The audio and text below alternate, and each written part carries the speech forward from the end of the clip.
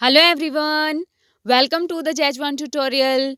Today we will solve Samagra Siksha Abhiyan Chandigarh TZT Mathematics 2023 General Paper. Okay, without wasting time, let's begin. Our first question is Bluetooth is wireless technology for what is Bluetooth.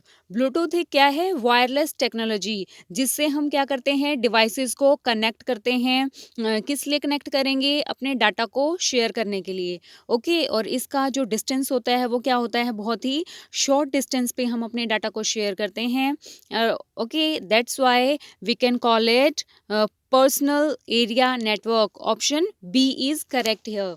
Okay, and इसका जो अगर range की बात करें, जो pen है, जो personal area network है, ये अपना स्मॉल वायरलेस नेटवर्क होता है और इसकी जो रेंज होती है वो कितनी होती है, 10 मीटर। ओके, कितनी होती है, 10 मीटर। अगर हम इसका थोड़ा सा बात करें पर्सनल एरिया नेटवर्क, तो इसका जैसे हम ईयरफोन यूज़ करते हैं। ओके, जो वायरलेस ईयरफोन है, अगर हम उनको कनेक्ट करते हैं अपने फ़ोन से, तो ये भी हमारा क्या है, एक ब्लूटूथ टेक्नोलॉजी हो जाएगा। और अगर हमारे पास कोई स्मार्ट वॉच है, उसको हमें फ़ोन से कनेक्ट करना है, तो ये कौन सी टेक्नोलॉजी है, ब्लूटूथ टेक्नोलॉजी। ओके, और what is local area network, अगर हम ऑप्शन ए को इलेबोरेट करें, तो ऑप्शन ए हमारा क्या है, लोकल एरिया नेटवर्क।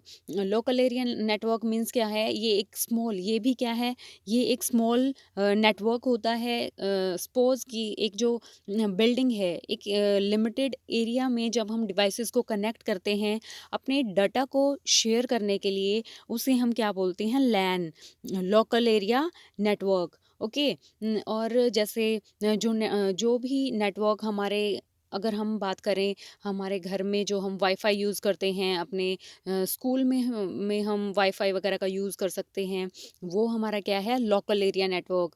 जब भी हम वाईफाई से अपने घर में फ़ोन को कनेक्ट करते हैं, अपने डिवाइसेस को कनेक्ट करते हैं, तो ये हमारा क्या है, लोकल एरिया नेटवर्क। जितने भी डिवाइस हैं, मोबाइल, लैपटॉप, स्मार्टफ़ोन, जब भी हम उसको वाईफाई राउटर से कनेक्ट करेंगे डाटा को शेयर करने के लिए, अगर हमें फाइल्स शेयर करनी है या फिर हमें अपने डॉक्यूमेंट को प्रिंट करवाना है, तो वो सब किसके अंडर आता है, लोकल एरिया नेटवर्क के अंडर आएगा। ओके, अगर हम बात करें मेट्रोपॉलिटन पॉलिटन एरिया की, तो मेट्रोपॉलिटन एरिया अपना क्या होता है, ये अपना एक बिग नेटवर्क होता है। ओके, कैसा होता है, ये अपना बिग नेटवर्क होता है। बिग नेटवर्क में हम क्या करेंगे, एंटायर सिटी को क्या करेंगे, कवर करेंगे, किसको, एंटायर सिटी को। एक जो लार्ज सिटी है, उसमें जब हम लैंस को कनेक्ट करते हैं, अभी हमने क्या किया था, सबसे पहले हम पर्सनल एरिया नेटवर्क की बात कर रहे थे, जो सिर्फ 10 मीटर के अंदर होता है। ओके, डाटा को शेयर करने के लिए। उसके बाद हमने बात करी लोकल एरिया नेटवर्क की। लोकल एरिया नेटवर्क में हम क्या करते हैं, अपने होम में या फिर अपने ऑफिस में या अपने स्कूल में, जब हम वाईफाई का यूज़ करते हैं अपने डाटा को शेयर करने के लिए, तो वो हमारा क्या था, लोकल एरिया नेटवर्क। अब हम बात कर रहे हैं मेट्रोपॉलिटन एरिया नेटवर्क। ये हमारा बिग नेटवर्क होता है और एंटायर सिटी हम इसमें कवर करते हैं, जिसमें हमारे जो मैनी लेंस को जब हम एक साथ कनेक्ट करेंगे अपने डाटा को शेयर करने के लिए। Okay, many lens, many lens को, लोकल एरिया नेटवर्क को जब हम कनेक्ट करेंगे, फॉर एग्जांपल हमने कोई भी जैसे पब्लिक नेटवर्क के लिए एक जोन होता है मेट्रो स्टेशन पे या फिर मॉल्स में, जब हम अपने डिवाइसेस को कनेक्ट करते हैं उससे, तो वो हमारा क्या है, मेट्रोपॉलिटन एरिया नेटवर्क। एंड अगर हमने कॉलेजेस में, जैसे हमारा एक कॉलेज है और हमारे पास क्या है, इस कॉलेज से कनेक्टेड कैंपस हैं, और वो कहाँ हैं, सिटी में डिफरेंट डिफरेंट लोकेशंस पे सिचुएटेड हैं, वहाँ पे भी अगर हमें डाटा को शेयर करना है, तो हम क्या करेंगे, मैनी लेंस का यूज़ करेंगे डाटा को शेयर करने के लिए। वो हमारा क्या हो जाएगा, मेट्रोपॉलिटन एरिया नेटवर्क। ओके। अगर हम वाइड एरिया नेटवर्क की बात करें ऑप्शन डी में, वाइड एरिया नेटवर्क अपना क्या होता है, ये एक बिगेस्ट नेटवर्क होता है जिसमें हम डिवाइसेस को कनेक्ट करते हैं। कैसे? अपनी अक्रॉस कंट्रीज में या फिर एंटायर वर्ल्ड में अगर हमें डिवाइसेस को कनेक्ट करना है तो उसको हम क्या बोलेंगे, वाइड एरिया नेटवर्क।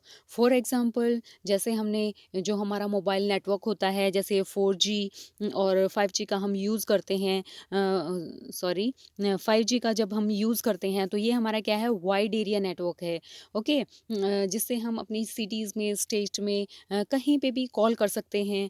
एंड जैसे हम गूगल यूज़ करते हैं, फेसबुक का यूज़ कर रहे हैं, यूट्यूब नेटवर्क है अपना, ये सारे अपने किसके अंडर आते हैं, वाइड एरिया नेटवर्क में। बिकॉज हम कहीं से भी डाटा को शेयर कर सकते हैं ऑल ओवर वर्ल्ड में। सपोज हमारा जो सिम कार्ड है, ये अगर हम एक और एग्जांपल लें वाइड एरिया नेटवर्क का, जैसे हमारे पास जो सिम कार्ड है इसका जो नेटवर्क है वो क्या है, हम उसको ओवर वर्ल्ड वाइड हम कनेक्ट कर सकते हैं किसी से भी कम्युनिकेशन करने के लिए। तो ये हमारा किसका एग्जांपल है, वाइड एरिया नेटवर्क का। Okay. And now move to the next question.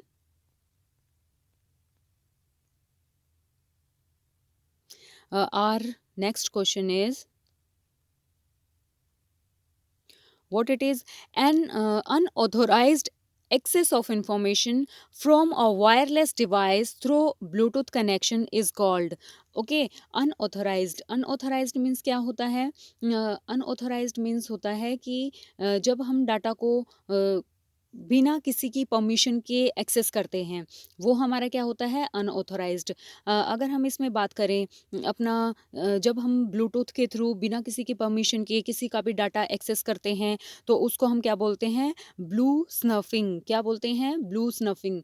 Blue स्नफिंग में अपना क्या रहेगा, ब्लू स्नफिंग अपना इसमें हम किसी की भी इंफॉर्मेशन को, जैसे हमने ब्लूटूथ से किसी के भी फ़ोन को कनेक्ट कर लिया उसकी परमिशन के बिना, तो उससे हमने कोई भी इंफॉर्मेशन, उसके मैसेजेस हैं या फिर उसके कॉन्टैक्ट नंबर हैं या फिर कोई भी ऐसी इंफॉर्मेशन हमने क्या कर ली, उसकी स्टील कर ली है, उसको हम क्या बोलते हैं, ब्लू स्नफिंग। ओके।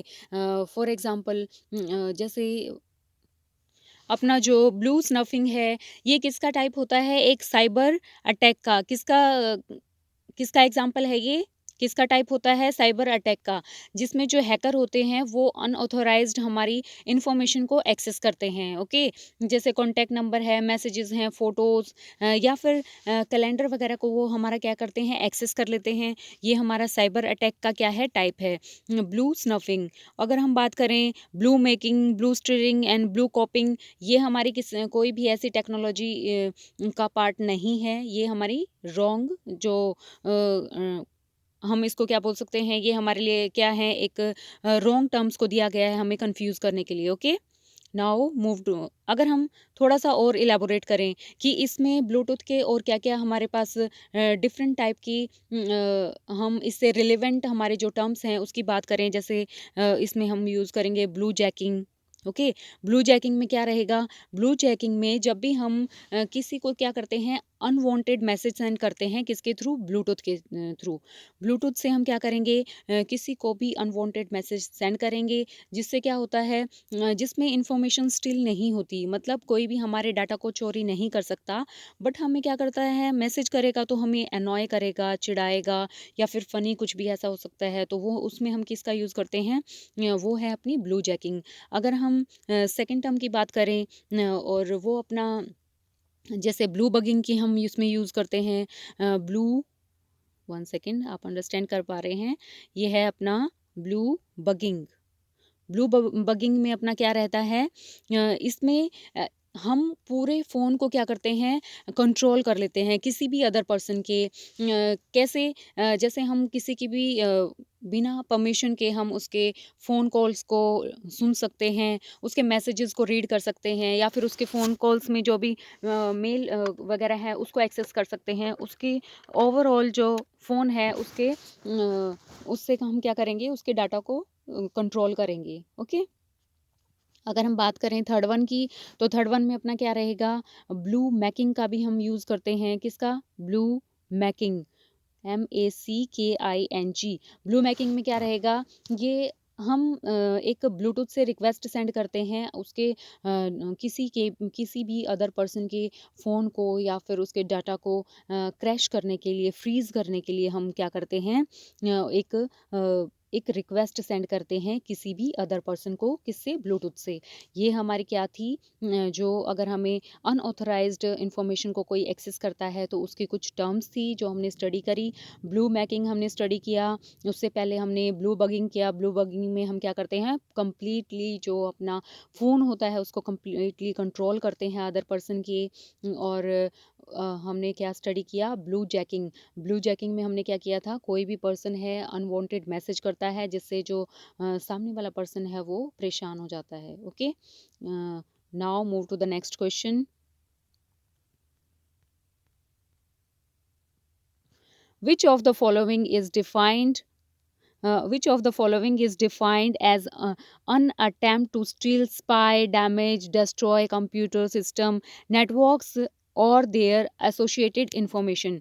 इसको हम क्या बोलेंगे, अभी हमने बात की थी, it is cyber attack. What it is? It's a cyber attack. Cyber attack में क्या होता है, जब भी हमें किसी भी कंप्यूटर में किसी के भी सिस्टम को, नेटवर्क से हमें डाटा को डिस्ट्रॉय करना है, डैमेज करना है अनऑथराइज्ड वे में, ये हमारा क्या है अपना cyber attack. Cyber attack specially जो जैसे बैंक डाटा है, अगर उसको हैक करना है तो उसके लिए जो है अपना साइबर अटैक होता है। ये किसका एग्जांपल है? साइबर अटैक का। ओके, एंड कंप्यूटर सिक्योरिटी अगर हम बात करें कंप्यूटर सिक्योरिटी की, तो कंप्यूटर सिक्योरिटी ऑप्शन में ये हमारे लिए किस लिए होता है, अपने डाटा को सिक्योर करने के लिए। हमारे जो कंप्यूटर में जो डाटा है या फिर नेटवर्क में जो भी अटैक हो रहे हैं उनसे हमारे सिस्टम को, हमारे डिवाइस को प्रोटेक्ट करने के लिए हम इसका यूज़ करते हैं, किसका? साइबर सिक्योरिटी का। ओके, एंड अगर हम बात करें क्रिप्टोग्राफी की, तो क्रिप्टोग्राफी में भी अपना क्या रहता है, अगर हम क्रिप्टोग्राफी की बात करें तो क्रिप्टोग्राफी में हम क्या करेंगे? ओके, एंड क्रिप्टोग्राफी में ये एक ऐसा मेथड होता है जिसमें हम इंफॉर्मेशन को क्या करते हैं, कन्वर्ट करते हैं किसमें? एक सीक्रेट कोड में। क्या करेंगे हम? इंफॉर्मेशन को सीक्रेट कोड में, ओके, एक सीक्रेट कोड में इंफॉर्मेशन को कन्वर्ट करते हैं जिससे अगर कोई भी अदर पर्सन है वो हमारे इंफॉर्मेशन को रीड नहीं कर सकता। ओके, ये हमारा किसका है? क्रिप्टोग्राफी का ही अपना क्रिप्टोग्राफी। क्रिप्टोग्राफी में जैसे हमारे व्हाट्सएप पे हम मैसेज करते हैं one person to another person, तो वो क्या होते हैं? Encrypted.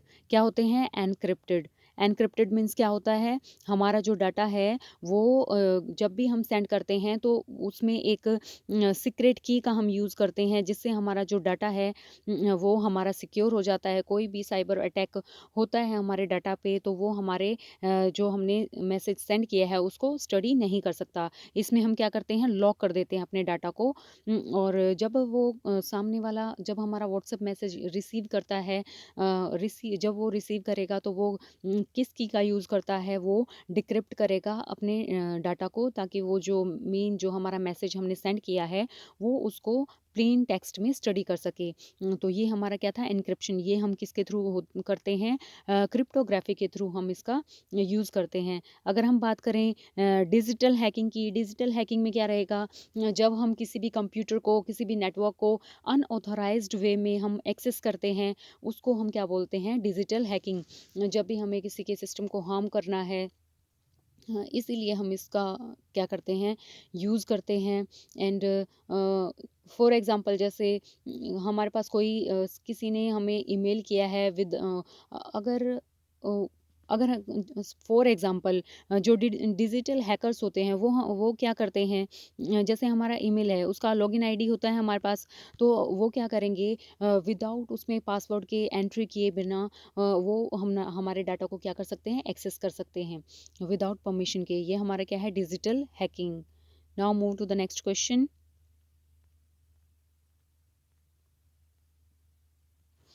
Which of the following is not a cyber crime? Okay, cyber crime, अगर हम साइबर क्राइम की बात करें तो अपना जो साइबर क्राइम है ये एक्चुअली क्या है? साइबर क्राइम में एक्चुअली साइबर क्राइम अपना क्या है? Cyber one second. Cyber crime में अपना क्या है, ये एक इलीगल एक्टिविटी होती है। कैसी होती है? Illegal activity. Okay, illegal activity है जिसमें हम जो हमारा कंप्यूटर है या फिर नेटवर्क है उसमें हम क्या करते हैं, हैक करते हैं।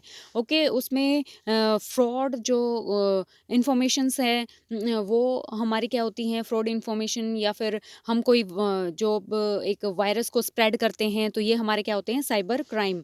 इलीगल तरीके से जब हम किसी के भी डाटा को एक्सेस करने की कोशिश करते हैं या फिर फ्रॉड करने की कोशिश करेंगे, ये हमारा क्या हो जाएगा, साइबर क्राइम। और साइबर क्राइम का कौन यहाँ पे एग्जांपल नहीं है, option D is correct hair. AES advanced encryption system. Okay, अगर हम एडवांस इन एनक्रिप्शन सिस्टम की बात करें तो ये एक ऐसा मेथड होता है जिसमें हम अपने डाटा को क्या करते हैं, प्रोटेक्ट करते हैं। कैसे प्रोटेक्ट करेंगे अपने डाटा को, अभी हमने बात की थी कि हम एक सीक्रेट कोड का हम यूज़ करते हैं इसमें, क्योंकि हमने इसमें क्या यूज़ किया है, एनक्रिप्शन। एनक्रिप्शन में क्या होता है, एक सीक्रेट कोड का हम यूज़ करेंगे डाटा को कन्वर्ट करने के लिए।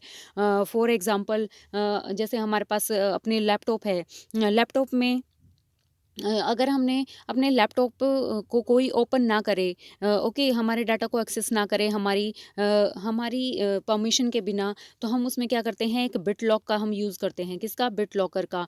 अब जो बिट लॉकर है उसमें हम क्या करेंगे, अपना पासवर्ड वगैरह मेंशन करते हैं। ये किसका एक पार्ट है, अपना AES का। ओके, क्योंकि इसमें क्या हो गया, हमारी परमिशन के बिना कोई भी उसको एक्सेस नहीं कर सकता। ओके, एंड अगर हम डैनियल की बात करें, Daniel denial of services. Denial of services में क्या होगा, ये एक साइबर अटैक का ही क्या है, पार्ट है। क्या है? डैनियल। डैनियल सर्विसेज में जो साइबर अटैक होता है उसमें जो हमारी वेबसाइट्स हैं वो क्या होती हैं, वेबसाइट्स ओवरलोड होती हैं। हैकर क्या कर देते हैं, वेबसाइट्स को ओवरलोड कर देंगे, जिससे जो हमारा जो सर्वर है वो क्या करते क्या होगा, हमारा सर्वर वर्किंग क्या कर देगा, स्टॉप कर देगा, कि वो वर्क ही नहीं करेगा, क्योंकि वेबसाइट क्या हो जाएंगी, उसमें ओवरलोड हो जाती हैं। तो हैकर क्या कर सकता है, यहाँ पे डिनाइल सर्विसेज में हैकर क्या करेगा, मिलियंस जो फेक रिक्वेस्ट हैं वो हमारे वेबसाइट पे, कोई भी वेबसाइट अगर हमने ओपन की है उस पे फेक रिक्वेस्ट सेंड कर देगा, जिससे क्या हो जाएगा, हमारा जो सिस्टम है, हमारी जो वेबसाइट है वो ओवरलोडेड हो जाएगी, क्योंकि उसमें फेक रिक्वेस्ट आई हैं, जिससे वो क्या कर देगा, सर्विसेज को डिनाई कर देता है। ओके, अगर हम मैन इन द मिडल की बात करें, मैन इन द मिडल में क्या रहेगा, जो अपना साइबर अटैक है, मैन इन द मिडल में जो भी साइबर अटैक रहता है, हैकर क्या करता है, सीक्रेटली हमारी जो साइट्स हैं या फिर टू डिवाइसेस हैं उनकी इंफॉर्मेशन को चेंज कर देता है। ओके, उनकी इंफॉर्मेशन को क्या कर देगा, चेंज कर देगा जब भी सेंड करेंगे। फॉर एग्जांपल जैसे हमारे पास लैपटॉप है, जब हम उसको पब्लिकली, अगर हमने किसी भी वाईफाई में हम यूज़ कर रहे हैं, अगर हैकर ने उसको कैप्चर कर लिया है, हैकर ने क्या कर लिया, अगर हमारी लॉगिन आईडी को उसने कैप्चर कर लिया है उस पब्लिक वाईफाई के थ्रू, तो वो क्या कर सकता है, हमारे डाटा को इंटरचेंज कर सकता है, जो भी हमारा पर्सनल इन्फॉर्मेशन है उसमें कुछ चेंजेस कर देगा। अगर हम मेलवेयर की बात करें तो मेलवेयर में अपना क्या होता है, मेलवेयर एक ऐसा मैलिशियस सॉफ्टवेयर होता है। क्या होता है? मैलिशियस। मैलिशियस सॉफ्टवेयर में क्या रहेगा, जिसमें हमारे पास क्या होंगे, वायरस होते हैं, वॉर्म्स होते हैं, या फिर स्पाईवेयर हम उनको बोल सकते हैं। रैंसम भी किसका नेम है, एक मेलवेयर का, जो हमारे डाटा को डैमेज कर देता है। ओके, फॉर एग्जांपल जैसे हमने कोई गेम को डाउनलोड किया है। ओके, उसको उसमें अगर कोई भी सीक्रेट वायरस है तो वो हमारे लैपटॉप को, हमारे फ़ोन को क्या कर सकता है, फाइल्स को डिलीट कर सकता है, और वो हमें क्या करेगा, हमारे सिस्टम को डैमेज कर सकता है। ये भी अपना किसका क्या है, अपना एक ऐसा सॉफ्टवेयर है मेलवेयर, जिसके थ्रू हमारा डाटा क्या हो जाएगा, एनक्रिप्ट हो जाएगा।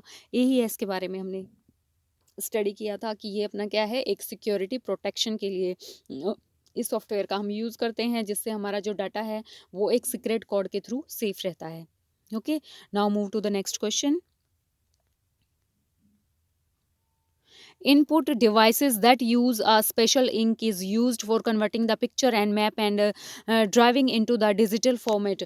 अगर हम इसकी बात करें तो हम क्या करेंगे, जब कोई भी हमारा मतलब इनमें से कौन सा ऐसा इनपुट डिवाइस है जिसमें हम किसका यूज़ करते हैं, स्पेशल इंक का, जिससे हम क्या कन्वर्ट करेंगे, अपनी पिक्चर्स है, मैप्स हैं, या फिर ड्राइंग है, ओके, उसको हम किस फॉर्मेट में कन्वर्ट कर देते हैं, एक डिजिटल फॉर्मेट में। तो वो हमारा क्या होगा, option A is correct. Correct here डिजिटलाइज़र।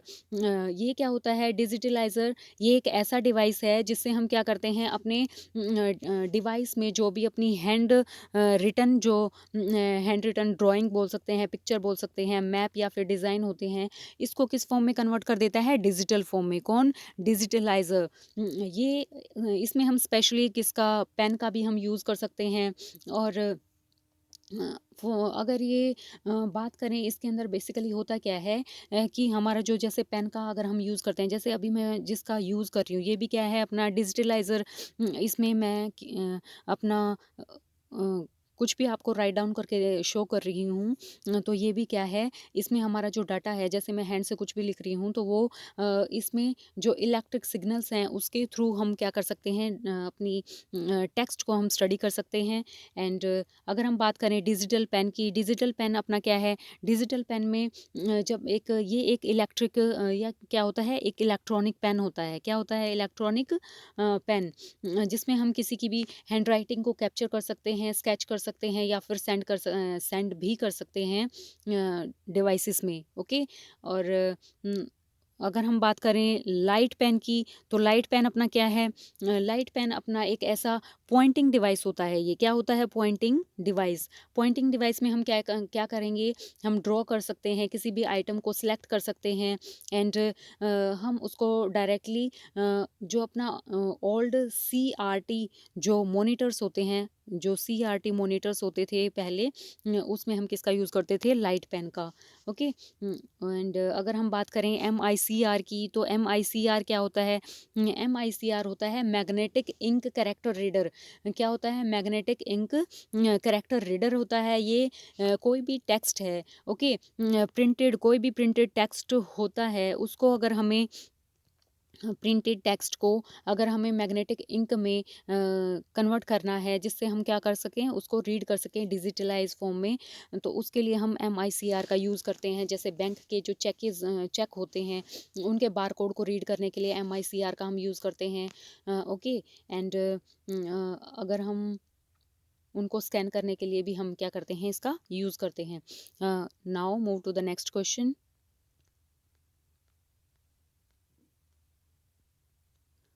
Which is not in M S Word.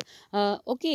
M S Word ये एक माइक्रोसॉफ्ट वर्ड है जिसमें हम क्या कर सकते हैं अपने डॉक्यूमेंट्स को अगर हमें एडिट करना है, सेव करना है या फिर one place to another place हमें सेंड करना है, तो इसमें हम अपने डॉक्यूमेंट से रिलेटेड वर्क करते हैं।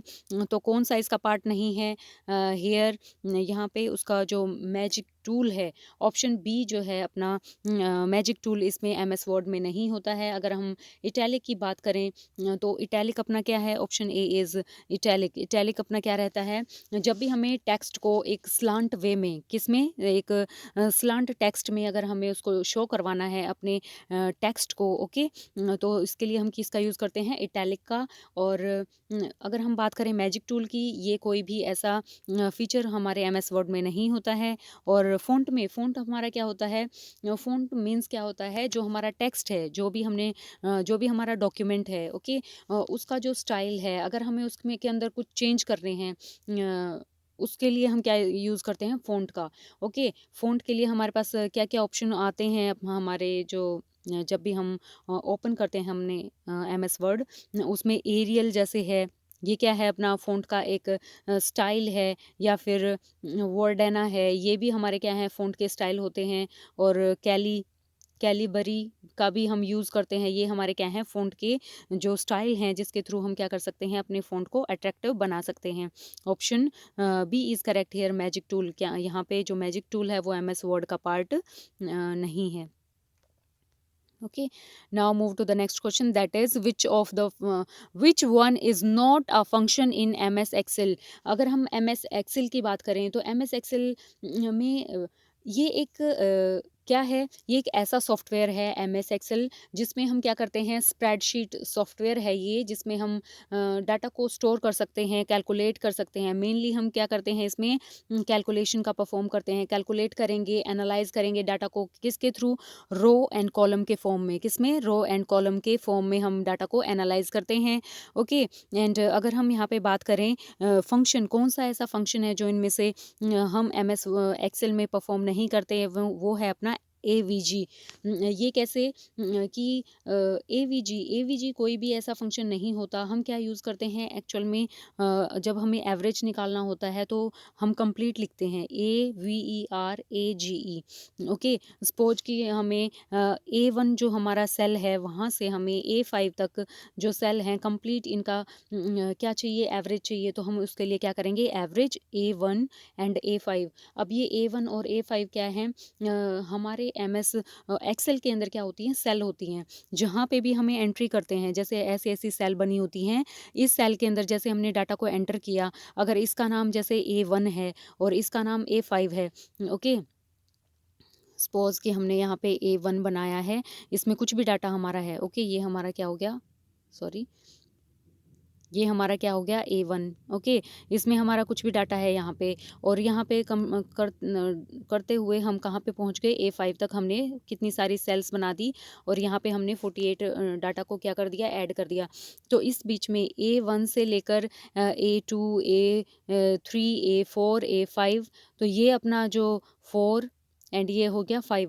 अब इनका जो एवरेज अगर हमें निकालना होगा, 5 का 1 2 3 4 5, तो इनके एवरेज के लिए हमें क्या करना है, जस्ट हमें टाइप करना है एक सेल में एवरेज, और एवरेज के बाद हम क्या दे देंगे, सेल का जो नंबर है वो देंगे, एवरेज। ओके, AGE एवरेज हमने दिया, और उसके बाद हमने A1 से A5 तक का ये अगर हमने वहाँ पे अप्लाई कर दिया, तो हमारा क्या हो जाएगा, A1 सेल से A5 सेल के बीच का जो एवरेज है, जो भी हमने डाटा एंटर किया है उसका एवरेज हमें शो हो जाएगा। ओके, अगर हम सम की बात करें तो सम में हमारा क्या होगा, जब भी हमें किसी भी 2 सेल के जैसे हमारे पास 2 सेल है, A1 है और A2 है, इनके डाटा को अगर हमें सम करना है, ओके, उनकी रेंज को, जैसे जितने भी नंबर हमने दिए हैं उनको ऐड करवाना है, तो उसके लिए हम क्या करेंगे, सम का हम यूज़ करते हैं, और सम के लिए हमने क्या किया, A1 से A5 तक अगर हमने लिया है, तो ये हमें क्या कैलकुलेट करके देगा, उनके मार्क्स को, जैसे हमने मार्क्स, स्टूडेंट के मार्क्स अगर हमने एंटर किए हैं, तो वो A1 से A5 के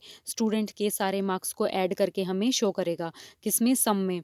अगर हमने एवरेज की हमने बात कर ली, और मैक्स की अगर हम बात करें, तो मैक्स में अपना क्या होता है, जो जो भी जैसे स्टूडेंट के मार्क्स हैं, जो हाईएस्ट नंबर हैं, ये एक जो हाईएस्ट रहेगा अपना नंबर की जो लिस्ट है वो हमें शो करेगा, और इसके लिए हम क्या करेंगे, मैक्स, जैसे मैक्स की रेंज हम डिफाइन कर देंगे कि हमें इतने से इतने में बच्चों में से जो मैक्सिमम है हमें वो फाइंड करना है, तो इनमें से जिस भी सेल में सबसे ज़्यादा मार्क्स होंगे जिस बच्चे के, वो हाईलाइट हो जाएगा, ये हमारा क्या हो जाता है, मैक्स।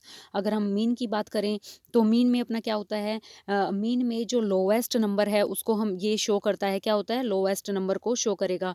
इसके लिए भी हम क्या करेंगे, मीन का यूज़ करेंगे, एंड A1, एंड हम इसमें कॉलन का यूज़ करते हैं, एंड A5। ओके, जिससे ये हमारा क्या करेगा, A1 से A5 के बीच में जो भी मार्क्स हैं, इनमें से जिसके सबसे कम मार्क्स हैं वो उसको हाईलाइट करेगा। ये हमारे क्या थे, अपने एमएस एक्सेल के कुछ फंक्शंस थे, जब इनको इनको हम क्या करते हैं, परफॉर्म करते हैं, किस लिए, अपने डाटा को कैलकुलेट करने के लिए। और our next question is, which of these PowerPoint features would allow any user to create a given simple presentation quicker। इसमें हमारा क्या है, अगर हम PowerPoint की बात करें, तो ये जो PowerPoint है, हम कहाँ पे यूज़ करते हैं इसको, हमारे एमएस पावर पॉइंट में हम इनका यूज़ करते हैं। जैसे एनिमेशन की अगर हम बात करें, एनिमेशन में अपना क्या रहेगा, एनिमेशन में हम जो भी हमारा टेक्स्ट है या फिर कोई भी पिक्चर है, या उसको अगर हमें मूव करवाना है, किसको, पिक्चर हुई या टेक्स्ट हुआ, उसको अगर हमें मूव करवाना है, तो उसको हम क्या बोलते हैं, एनिमेशन। एनिमेशन में जैसे हमें कोई टेक्स्ट है उसको अपीयर करवाना है, जैसे फेड करना है टेक्स्ट को, ओके, या फिर उसको लेफ्ट स्लाइड में मूव करवाना है, स्लाइड में भी अगर हमें डाटा को शो करवाना करवाना है, ये अपना किसका पार्ट है, एनिमेशन का। अगर हम बात करें चार्ट वाइज विज़ार्ड की, तो चार्ट विज़ार्ड में क्या होता है, जब भी हमें कोई ग्राफ क्रिएट करना होता है, ओके, जैसे हमने कोई ग्राफ क्रिएट किया या फिर चार्ट बनाया है, सपोज़ कि हमने अपने स्टूडेंट्स का डाटा को कैलकुलेट करना है, कि अब की बार जो है अगर हमें कंपेयर करना है कि लास्ट ईयर हमारे कितने स्टूडेंट्स, कितनी प्रोग्रेस थी और करंट ईयर में हमारे स्टूडेंट्स की कितनी प्रोग्रेस है, उसको चार्ट वाइज अगर हमें उस डाटा को एनालाइज करना है तो हम किसका यूज़ करेंगे, चार्ट विज़ार्ड का हम यूज़ करते हैं। अगर हम ट्रांजिशन की बात करें तो ट्रांजिशन में क्या रहेगा, ट्रांजिशन विज़ार्ड जो होता है अपना, इसमें हम स्लाइड्स को चेंज कर सकते हैं। क्या करते हैं, स्लाइड को, जो भी हमारा स्लाइड्स हैं उनको कंट्रोल करने के लिए, स्लाइड्स में चेंज करने के लिए, जैसे वन स्लाइड चल रही है उसके बाद नेक्स्ट हमारी स्लाइड शो हो, तो वो कंटिन्यूसली, या फिर हमारी जो प्रेजेंटेशन हमने रेडी की है, वन के बाद वन स्लाइड अगर हमें शो होती जाए हमारे विदाउट प्रेस, तो वो क्या होता है, ट्रांजिशन विज़ार्ड के थ्रू हम क्या करते हैं, अपनी स्लाइड्स को शो करवाते हैं। अगर हम बात करें फोर्थ की, option four is correct here. ये क्या है अपना, auto content wizard. Auto content wizard में क्या रहेगा, इसमें रेडीमेड टेम्पलेट्स होते हैं। क्या होते हैं, इसमें रेडीमेड जो है, रेडीमेड टेम्पलेट्स होते हैं, जिसमें जो हमारा कंटेंट का है जो आइडिया ये हमें देता है एक्चुअली, कि हमारा जो डाटा है वो कैसी स्लाइड में शो होना चाहिए, डाटा के साथ पिक्चर होनी चाहिए, या फिर डाटा हमारा जो है वो स्लाइड के अंदर लेफ़्ट साइड होना चाहिए, या फिर हमारा जो टेक्स्ट है वो सेंटर में होना चाहिए स्लाइड के। तो ये एक ऐसा टेम्पलेट होता है जो हमें एक गाइड करता है कि हमारा जो प्रेजेंटेशन होना चाहिए कंटेंट का वो हमारा कैसा हो। ओके, इस डिज़ाइन के लिए हम कहाँ-कहाँ इसका यूज़ करते हैं, ऑटो कंटेंट विज़ार्ड का। जैसे हमें हमें कोई सेल्स रिपोर्ट अगर हमें बनानी है, उसमें अगर हमें डाटा को करवाना है, अगर स्कूल प्रोजेक्ट के लिए हमें किसी भी स्कूल में कोई प्रोजेक्ट है, हमें डाटा को से हमें बच्चों को अच्छे से अंडरस्टैंड करवाना है, तो उसमें भी हम क्या यूज़ करेंगे, ऑटो कंटेंट विज़ार्ड का हम यूज़ करते हैं। So option D is correct here, जिसमें हम यूज़र को क्या करते हैं, अलाउ करते हैं, क्या करने के लिए, क्रिएट करने के लिए प्रेजेंटेशन को क्विकर का मतलब ये है कि ये हमें क्या देता है, आइडिया देता है, जैसा भी कंटेंट हमें चाहिए ये वैसा टेम्पलेट हमें शो करता है। Okay, option D is correct here, auto content wizard. Now move to the next question. Which of these is a type of sound file. अगर हम साउंड फाइल की बात करें तो what it is, sound file में अपना क्या रहता है, साउंड, साउंड से ही हमें समझ में आ रहा है क्या, जो हमारी साउंड फाइल्स होती हैं इसमें हम डाटा को स्टोर करते हैं, कैसे, किस फॉर्म में, जैसे ऑडियो है, ओके, ऑडियो में और म्यूज़िक में, या फिर जो मैं अभी आपके सामने कर रही हूँ तो मेरी जो वॉइस है वो क्या हो रही है, रिकॉर्ड हो रही है, तो ये भी क्या है, एक साउंड फाइल है। ओके, एंड इसके अगर हम टाइप की बात करें तो ये हमारा क्या होता है, इसका जो फॉर्मेट होता है, इसमें हम किस फॉर्मेट का हम यूज़ करते हैं, किसमें, साउंड फाइल में, dot AV, okay, dot MP3 का हम यूज़ करते हैं, ये अपनी साउंड फाइल्स होती हैं, जिससे हमें पता लगता है, AAC का भी हम यूज़ करते हैं। ओके, ये सारी हमारी क्या हैं, साउंड फाइल्स, जो हमें क्या शो करती हैं, अपने डाटा को साउंड के फॉर्म में रिकॉर्ड करने के लिए। तो हमें ये बताना है कि इन ऑप्शंस में से कौन सा अपना साउंड फाइल का टाइप है। अगर हम बात करें ऑप्शन 1 से, ये जो डेट फाइल होती हैं, ओके, हम बात कर लेते हैं direct. Option D is correct here, wave file. अगर हम वेव फाइल की बात करें तो wave file actually WAV, actually ये क्या है, वेव फॉर्म ऑडियो फाइल। क्या होता है ये, वेव फॉर्म ऑडियो फाइल होती हैं ये, जिसमें हम अपने साउंड को ऑडियो फाइल के अपने डाटा को किस फॉर्म में स्टोर करते हैं, साउंड के फॉर्म में, या फिर ऑडियो फाइल फॉर्मेट होती है अपनी, कौन सी, वेव फाइल। ओके, जैसे हमें लैपटॉप में या फिर विंडो मीडिया प्लेयर जो होता है वो अपना किसका है, साउंड फाइल का ही एक टाइप होता है।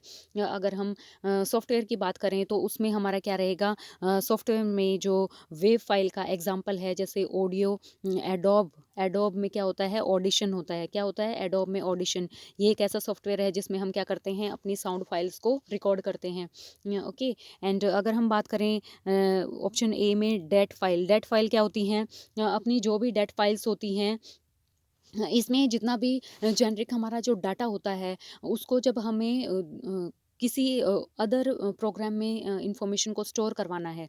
मीन्स जैसे हमारी वीडियो फॉर एग्जांपल, जैसे हमारे पास वीडियो है, ओके, वीडियो सीडीज़ हैं, इसमें हम क्या करेंगे, अपने डाटा को किस फॉर्म में रिकॉर्ड करवाएंगे, एक वीडियो के फॉर्म में हम क्या करवाते हैं, अपने डाटा को स्टोर करवाते हैं। ओके, इसका जो एक्सटेंशन होता है क्या होता है, डेट फाइल। डेट फाइल में हमारा क्या होता है, जो भी हमारा डाटा है एक वो स्टोर होता है किस फॉर्म में, एक वीडियो के फॉर्म में हो सकता है। अगर हम बात करें वार की, जैसे सॉफ्टवेयर हम विनरार का हम यूज़ करते हैं, ओके, विनरार में हम क्या करेंगे, अपने डाटा को एक रीड फॉर्म में हम यूज़ करते हैं। जब हमें डाटा को रीड करना होता है तो हम किसका यूज़ करेंगे, विनरार का। मतलब हमारे पास जो डाटा है वो डिफरेंट डिफरेंट टाइप का होता है, उसको हम स्टोर करवाते हैं किसी एक फाइल के अंदर। वो हमारा क्या हो जाएगा, डाटा फाइल। जैसे हमें वीडियो के फॉर्म में, अगर हमें एक वीडियो में डाटा को स्टोर करवाना है, उसमें वो सॉन्ग भी हो सकते हैं, जैसे वीडियो सीडी हो गई, उसके अंदर हमें वीडियो के फॉर्म में हमें डाटा को एंटर करवाना है, तो उसमें डॉट जो डेट फाइल है हम उसका यूज़ करते हैं। विनरार में हमें डाटा को रीड करना है तो उसमें हमारा क्या होगा, विनरार का हम यूज़ करेंगे। ओके, लॉग फाइल की अगर हम बात करें, लॉग फाइल अपनी क्या होती हैं, लॉग फाइल में जो भी हमारी फाइल्स का जो रिकॉर्ड होता है, जो एक्टिविटी होती हैं, वो सारी की सारी ये क्या होता है, एक और ये होता है एरर ऑफ प्रोग्राम। क्या होता है, error of programme.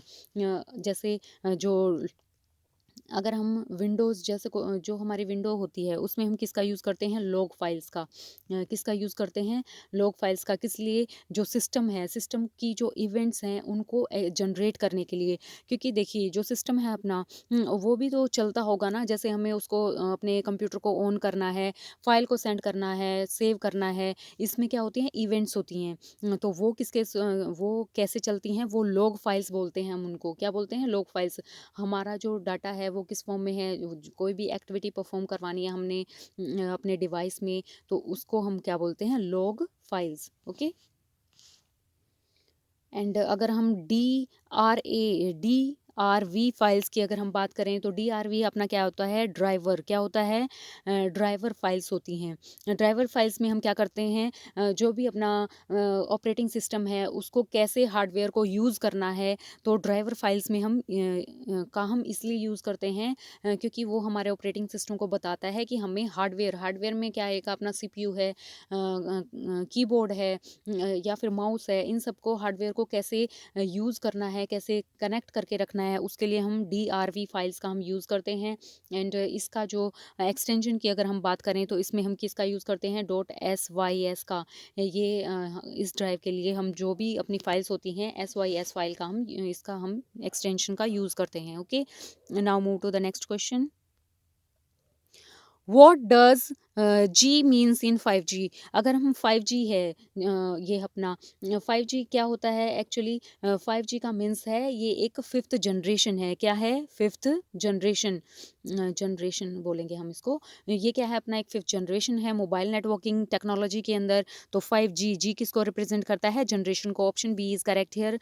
Okay, and जब भी जी मीन्स क्या होता है, ये एक स्टैंड्स बोल सकते हैं इसको, जिसमें जो जनरेशन है मोबाइल के नेटवर्क की, हम उसको क्या करते हैं, डिफाइन करते हैं, 4G 3G 5G।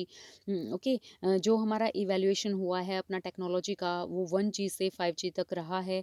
सबसे पहले क्या था, अपना ओल्ड टाइम में 1G था। ओके, 1G फ़ोन हुआ करते थे, एनालॉग फ़ोन जिनको हम बोलते हैं। ओके, एनालॉग फ़ोन, उसमें 1G यूज़ होता था। फिर 2G हमारा फ़ोन आया जिसमें हम SMS और कॉल कर सकते थे। फिर 3G में हम इंटरनेट का यूज़ करने लगे। 4G में हम फास्ट जो अपना इंटरनेट था उसको यूज़ करने लगे। अब जो 5G है, 5G में हम क्या करते हैं, ये क्या है, अल्ट्रा फास्ट होता है। 5G क्या होता है, अल्ट्रा फास्ट। और इसमें लो लेटेंसी नेटवर्क होता है। लो लेटेंसी मीन्स क्या होता है, लो लेटेंसी का मीन्स होता है कि ये बहुत ही फास्ट वर्क करता है बिना रुके हुए। ओके, अगर हम बात करें यहाँ पे जो ग्लोबल है, ये ग्लोबल में क्या होगा, वर्ल्ड वाइड जो कवर करता है। जैसे 5G है, ये ग्लोबल है, वर्ल्ड वाइड हमारे डाटा को क्या क्या करेगा, कवर करेगा। बट ये क्या नहीं है, यहाँ पे सिंपल वैसे ही ये टर्म्स गिवन है।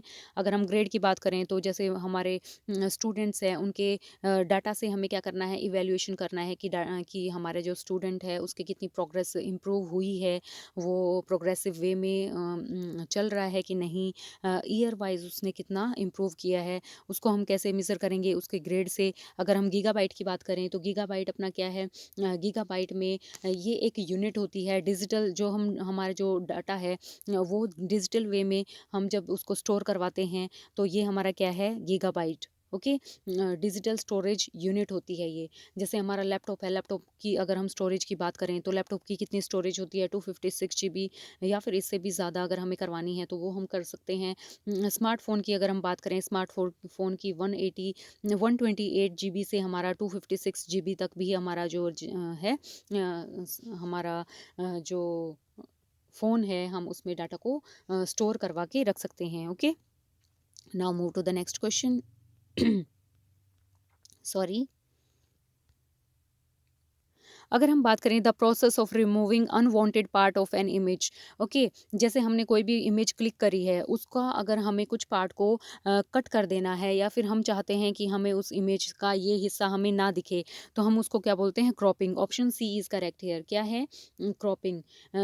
इसमें अगर हम बात करें कि क्रॉपिंग के अंदर बेसिकली हम क्या करते हैं, एक अनवांटेड एजेस को हम इसमें जो हमारी इमेज होती है उसमें एजेस का, या फिर पार्ट ऑफ इमेज जो भी हमें पार्ट नहीं चाहिए उसको अगर हमें रिमूव करना है तो उसको हम किसका यूज़ करते हैं, क्रॉप का। आज कल सभी लोग इसका यूज़ करते होंगे।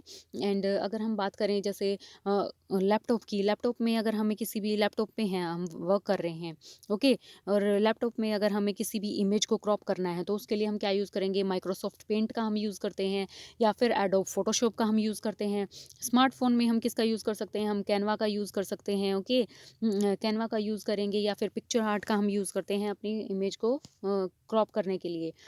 ओके, एंड अगर हम कटिंग की बात करें तो कटिंग क्या होता है, जब भी हमें क्या करना है, कटिंग, कटिंग में मीन्स जैसे हम कॉपी, जैसे हम पेस्ट वो करते हैं, M S Word, M S Excel, या फिर एम एस वर्ड में, या फिर अपने फ़ोन में, हम किस फ़ोन में नहीं, सॉरी, एम एस वर्ड में जब हम यूज़ करते हैं अपने डाटा को कट करने के लिए, एक जगह से कट करके और दूसरी जगह पे अगर हमें उसको कॉपी करना है तो कट और पेस्ट जब हम यूज़ करते हैं तो हम क्या करेंगे, कटिंग का क्या कर रहे हैं, यूज़ कर रहे हैं। क्योंकि ये हमारा जो भी डाटा हमने कट किया है वो कहाँ पे स्टोर हो जाता है, क्लिपबोर्ड में। कहाँ पे, ये आप याद रख सकते हैं क्योंकि ये एग्ज़ाम में पूछा जा सकता है कि जब भी हम किसी भी टेक्स्ट को कट करते हैं तो वो कहाँ स्टोर होता है, क्लिपबोर्ड में। क्लिपबोर्ड में स्टोर होके वो हम उससे क्या कर सकते हैं कि किसी दूसरे प्लेस पे जाके हम उसको कॉपी कर सकते हैं। ओके, ये हमारा क्या होता है, कटिंग। अगर हम बॉर्डरिंग की बात करें तो बॉर्डरिंग में हमारा क्या होता है,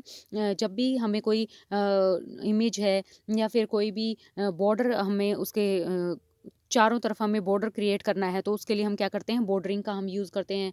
हमने कोई भी हमारा डॉक्यूमेंट का एक पेज है, अगर हमें उसको एक डेकोरेटिव फ्रेम चाहिए है उस पेज के चारों तरफ, जैसे जो हमारा इंडेक्स है उसका, इंडेक्स के लिए जो भी हमारी फ़ाइल है, फ़ाइल का जो इंडेक्स रहेगा उसका अगर हमें पेज डेकोरेटिव चाहिए तो उसका जो बॉर्डर है हमें क्या करना है, उसको डेकोरेटिव बना देंगे। वो किस में होगा, बॉर्डरिंग के थ्रू।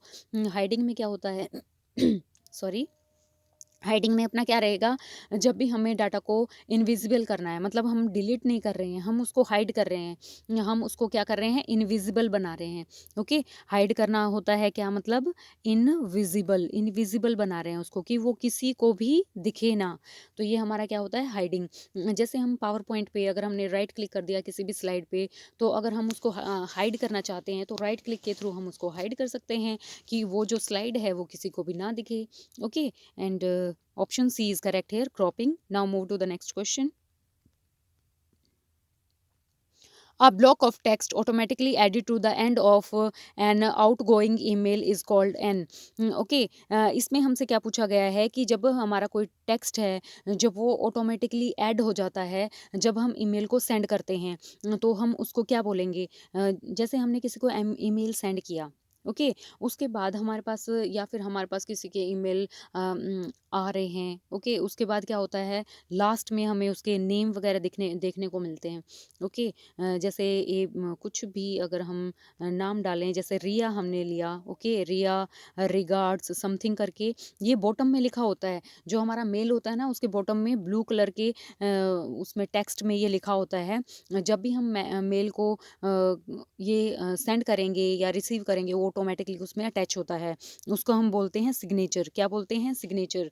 अगर हम सिग्नेचर को थोड़ा-सा अंडरस्टैंड करें, जैसे जो हमारा ब्लॉक ऑफ टेक्स्ट है, ब्लॉक ऑफ टेक्स्ट बेसिकली क्या है अपना, ब्लॉक ऑफ टेक्स्ट ये एक स्मॉल सेक्शन होता है या फिर एक टेक्स्ट होता है जो हमारा लिखा हुआ होता है। ये कोई नेम हो सकता है किसी भी पर्सन का, ओके, नेम हो गया या फिर कॉन्टैक्ट नंबर हो गया, ये वो हो सकता है। ये हमारा क्या है, ब्लॉक ऑफ टेक्स्ट की हम बात कर रहे हैं। और ऑटोमेटिक एडिट में क्या रहेगा, ऑटोमेटिक एडिट जब हम उसको ऑटोमेटिक मतलब वो अपीयर होता है, जब हम उसको मैनुअली हम उसको डालते नहीं हैं, ये अपने आप ही क्या होता है, अपीयर होता है। जो भी हमारे ईमेल क्लाइंट होते हैं, वो क्या करते हैं, ऑटो इंसर्ट करते हैं। क्या करते हैं? ऑटो इंसर्ट करते हैं सिग्नेचर को।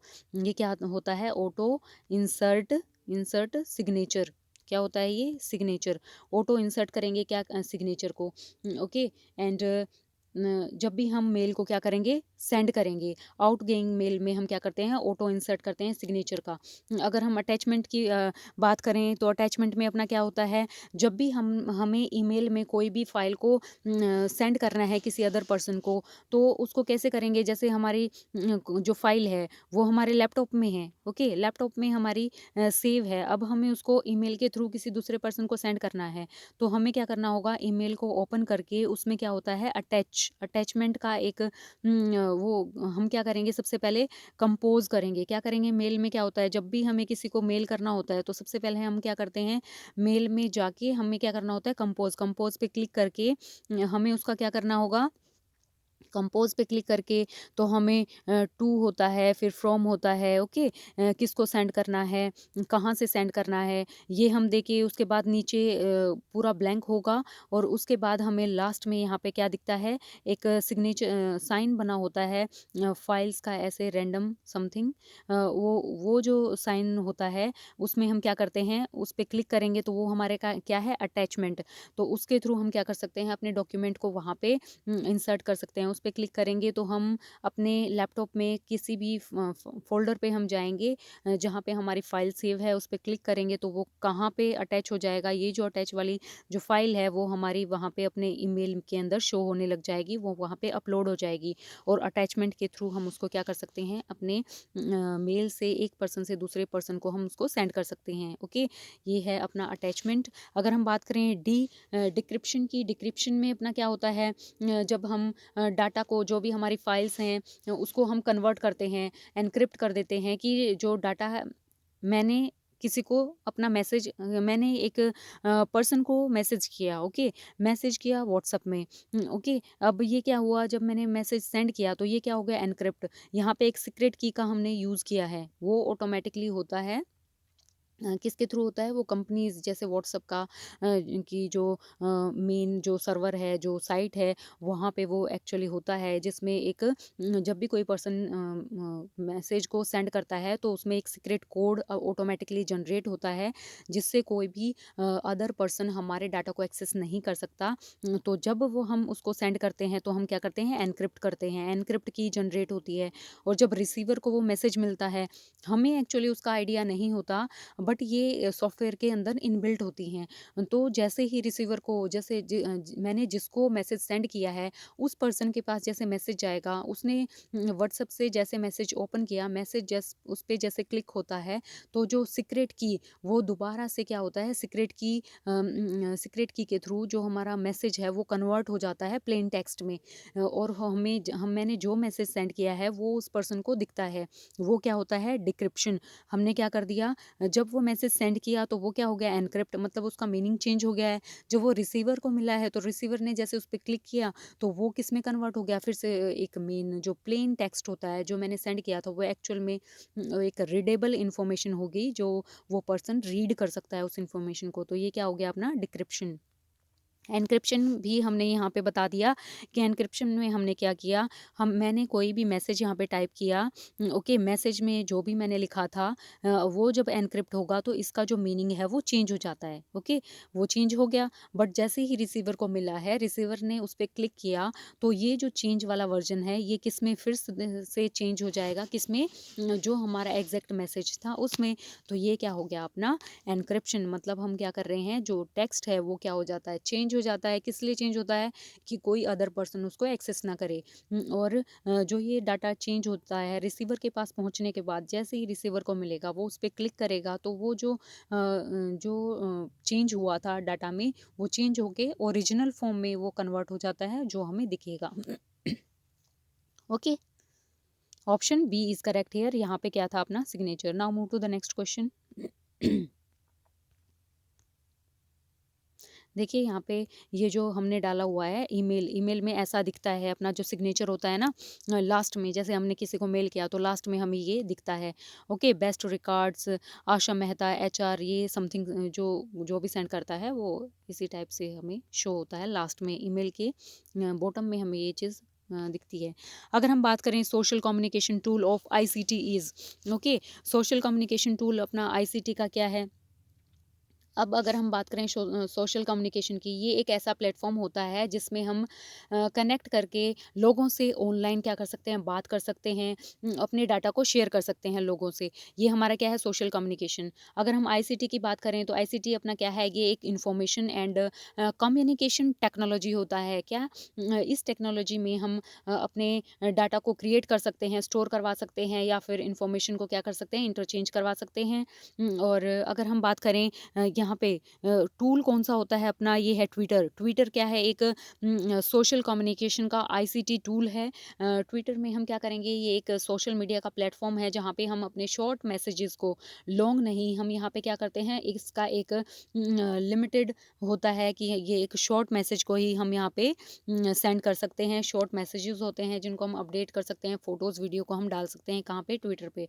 ओके, ये हम ओके, ये हमारा क्या है, ट्विटर। अगर हम बात करें एमएस वर्ड की, एमएस वर्ड में हमारा क्या रहेगा, एमएस वर्ड में जो हमारा वर्ड प्रोसेसिंग होती है, ये एक सॉफ्टवेयर है जिसके अंदर हम अपने डॉक्यूमेंट को के फॉर्मेट को, टाइप को हम क्या कर सकते हैं, प्रोसेस करवा सकते हैं, चेंज कर सकते हैं उसके फॉर्मेट को, हम उसको सेव कर सकते हैं।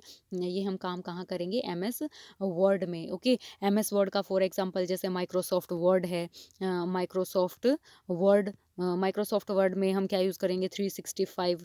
ओके, ये जो है हमारा एमएस वर्ड है। एंटीवायरस की अगर हम बात करें तो ये एक ऐसा सॉफ्टवेयर है जिसमें हम डिवाइसेस में, जैसे वायरस है, मेलवेयर है, ये हमारे जो भी वायरस आ जाता है हमारे सिस्टम में, उसको, उससे हमारे फ़ोन को, हमारे सिस्टम को प्रोटेक्ट करने के लिए जो हम सॉफ्टवेयर यूज़ करते हैं उसको हम बोलते हैं एंटीवायरस। ओके, ये हमारे सिस्टम को प्रोटेक्ट करता है, किससे, वायरस से। ओके, इसके लिए हम कौन सा, जैसे मैक, अगर हम बात करें, ये अपना ये MCA मैकफी, ये अपना क्या है, एक एंटीवायरस है, एंटीवायरस का नेम है। ओके, ये एक सॉफ्टवेयर है। और अगर हम बात करें कैस्पर स्काई भी क्या है, एक ऐसा सॉफ्टवेयर है जो ये अपना क्या है, एंटीवायरस। अगर हम नोटपैड की बात करें, तो नोटपैड में अपना क्या है, नोटपैड एक बेसिक टेक्स्ट एडिटर होता है। क्या होता है, ये टेक्स्ट एडिटर होता है। और टेक्स्ट एडिटर में हम क्या करते हैं, अपने डाटा को एडिट भी कर सकते हैं, राइट कर सकते हैं, सेव कर सकते हैं उसको। और फॉर एग्जांपल जैसे विंडोज़ में क्या होता है, नोटपैड होता है, नोटपैड प्लस भी हमारा क्या होता है, ये सॉफ्टवेयर है। और okay, now move to the next question. In which level of teaching a learner get an opportunity to discriminate at length between positive and negative example of the concept. Okay, देखिए कितना प्यारा question यहाँ पे लिखा हुआ है कि अपना जो, अगर हम बात करें लेवल ऑफ टीचिंग की, लेवल ऑफ टीचिंग में क्या होता है, ये स्टेजेस होती हैं लर्नर की। जब एक लर्नर है वो जब किसी भी नॉलेज को, स्किल को एक्वायर करता है तो उसकी क्या होती हैं, एक स्टेजेस होती हैं। ओके, क्योंकि जैसे छोटा बच्चा है वो क्या होता है मेमोराइज़ करवाएँगे उसको चीज़ों को। पहले वो क्या करेगा मेमोराइज़ करेगा, पहले फैक्ट्स को याद करता है, उसके बाद वो अंडरस्टैंडिंग लेवल पे पहुँचता है, अंडरस्टैंडिंग के बाद वो फिर चीज़ों को कनेक्ट कर पाता है, रिफ्लेक्शन उसके अंदर आता है। तो ये अपना क्या होता है टीचिंग का एक लेवल होता है, ओके। एंड अगर हम बात करें लर्नर, लर्नर अपना क्या होता है, लर्नर वो पर्सन है जो क्या करता है नॉलेज को एक्वायर करता है, okay. And discrimination between positive and negative, ये अपना एक ऐसी एबिलिटी होती है किसी भी पर्सन की जिसमें वो जो करेक्ट है और जो रॉन्ग है उसके बीच में क्या कर पाता है, उसको अंडरस्टैंड कर पाता है कि क्या करेक्ट बोला जा रहा है, क्या फिर इसमें क्या इनकरेक्ट हमसे हमें कोई चीज़ कन्वे की जा रही है। ये हम क्या करते हैं आइडेंटिफाई करते हैं, इसी को हम क्या बोलते हैं डिस्क्रिमिनेट, ओके। अगर हम बात करें यहाँ पे इन्होंने बोला है कि इसमें से कौन सा ऐसा ऑप्शन है जिसमें हम क्या कर सकते हैं पॉजिटिव और नेगेटिव दोनों ही कॉन्सेप्ट एक लर्नर अंडरस्टैंड कर पाता है कि क्या इसमें से सही इन्फॉर्मेशन है, क्या इसमें से रॉन्ग है। ये कब होता है, ये एक अंडरस्टैंडिंग सॉरी, तो ये अपना क्या है इसमें अंडरस्टैंडिंग लेवल होता है। अंडरस्टैंडिंग लेवल में क्या होता है लर्नर क्या करेगा किसी भी कॉन्सेप्ट के मीनिंग को ग्रास्प करेगा, ओके। वो अंडरस्टैंड करेगा कि इस जो ये कॉन्सेप्ट हमें बताया है, कोई भी जो इन्फॉर्मेशन दी गई है, इस इन्फॉर्मेशन में क्या सही है और क्या गलत है, ओके। और अगर हम साइकोलॉजिस्ट की बात करें जैसे अपने जो साइकोलॉजिस्ट हैं बेंजामिन ब्लूम, क्या हैं बेंजामिन बेंजामिन ब्लूम, ओके। इन्होंने एक थ्योरी दी थी cognitive domain of learning, okay. तो उसमें इन्होंने बताया है कि जो अपना अंडरस्टैंडिंग लेवल होता है उसमें हम डिस्क्रिमिनेट कर सकते हैं, हम एग्जाम्पल के थ्रू जो हमारा कॉन्सेप्ट है उसमें क्या सही है क्या गलत है उसको अंडरस्टैंडिंग जो हमारा हम एक अपने डाटा को क्या कर सकते हैं एनालाइज कर सकते हैं, अंडरस्टैंड कर सकते हैं, ओके। और उसको डिस्क्रिमिनेट भी कर सकते हैं, अगर उसमें कुछ गलत होता है तो हम उसको बता भी सकते हैं। ये अपना क्या है अंडरस्टैंडिंग लेवल। अगर हम बात करें मेमोरी लेवल की, मेमोरी लेवल में जो लर्नर होता है, जो स्टूडेंट होता है, लर्नर बोल सकते हैं, लर्नर कोई भी हो सकता है, ओके। लर्निंग हमारा क्या है लाइफ का पार्ट है। हम हर एक सेकंड में हर एक मोमेंट में कुछ ना कुछ लर्न कर रहे होते हैं, वो हमारा फॉर्मल भी हो सकता है इनफॉर्मल भी हो सकता है, वो हमारा डायरेक्ट भी होता है इनडायरेक्ट भी होता है, ओके। तो ये जो लर्नर हैं वो अगर मेमोरी लेवल की बात करें तो मेमोरी लेवल में जो भी अपना लर्नर होता है वो फैक्ट को इन्फॉर्मेशन को फैक्ट फैक्ट मीन्स होता है ऐसी इन्फॉर्मेशन जो कभी चेंज नहीं होती। सपोज कि हमें कुछ ऐसी चीज़ें जो हमारी हिस्ट्री है अपने इंडिया की हिस्ट्री है उसमें जो फैक्ट हैं मतलब कब हम आज़ाद हुए थे और जब ब्रिटिशर्स आए थे उन्होंने कैसे हम पे रूल किया है उस टाइम पे जो भी चेंजेस हुए थे वो हम क्या कर सकते हैं वो जो डाटा है वो कभी भी चेंज नहीं हो सकता।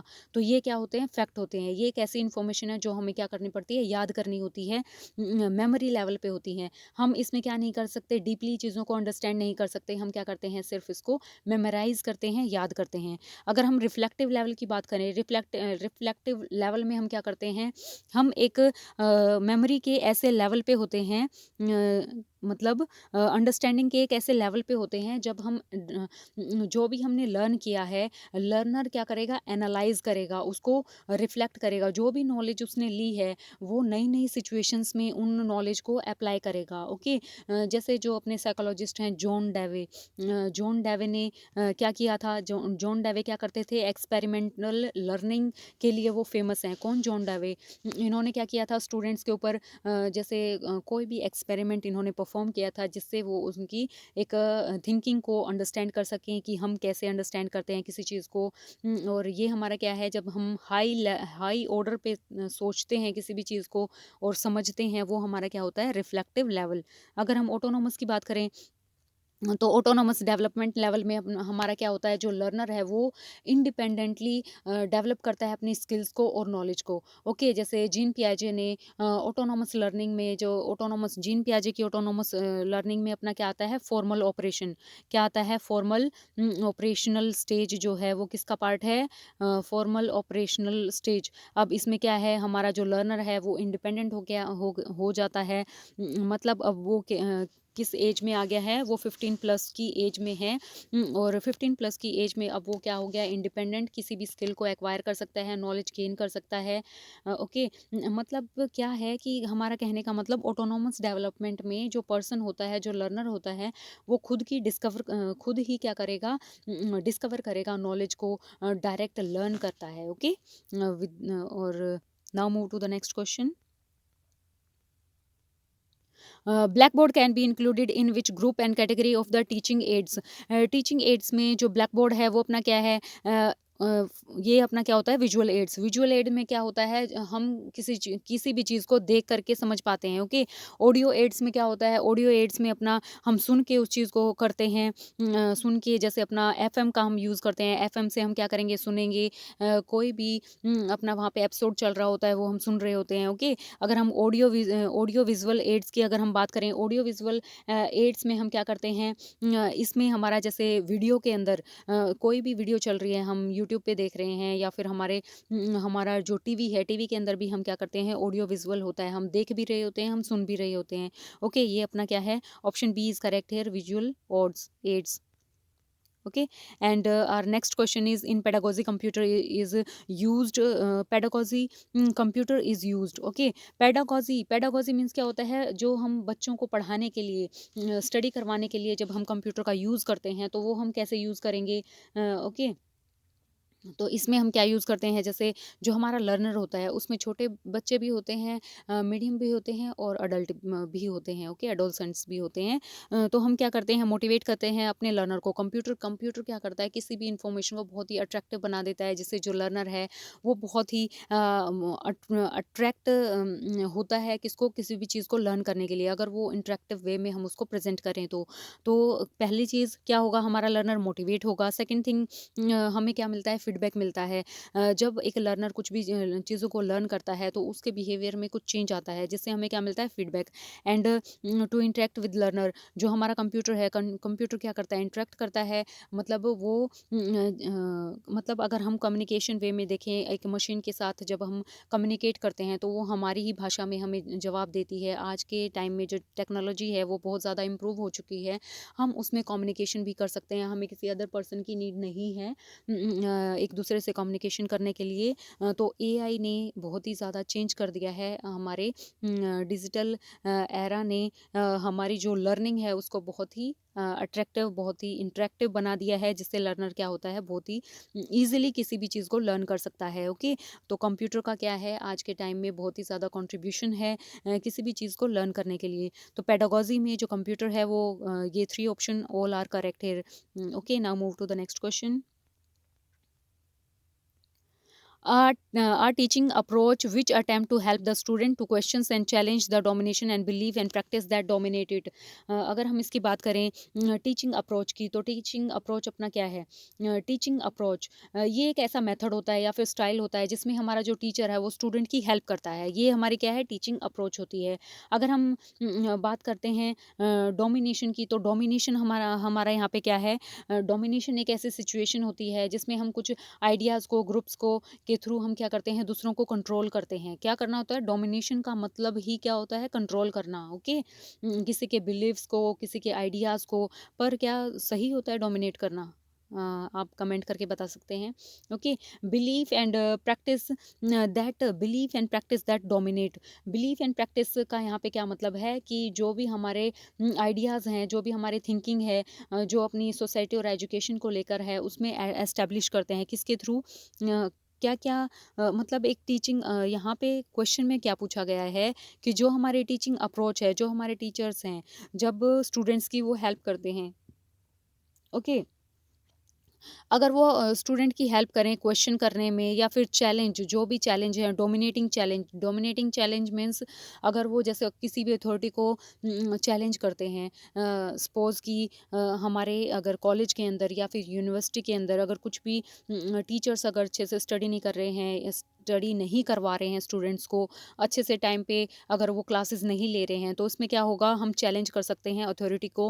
ओके, ऐसा अगर हमारी टीचिंग में हमारे जो लर्नर है अगर ऐसा फील करें and believe and practice that dominate, और ऐसे बिलीव्स के पे वो प्रैक्टिस करें, तो हम इसको क्या बोलते हैं, क्रिटिकल पेडागोजी। क्या बोलते हैं हम इसको, क्रिटिकल पेडागोजी।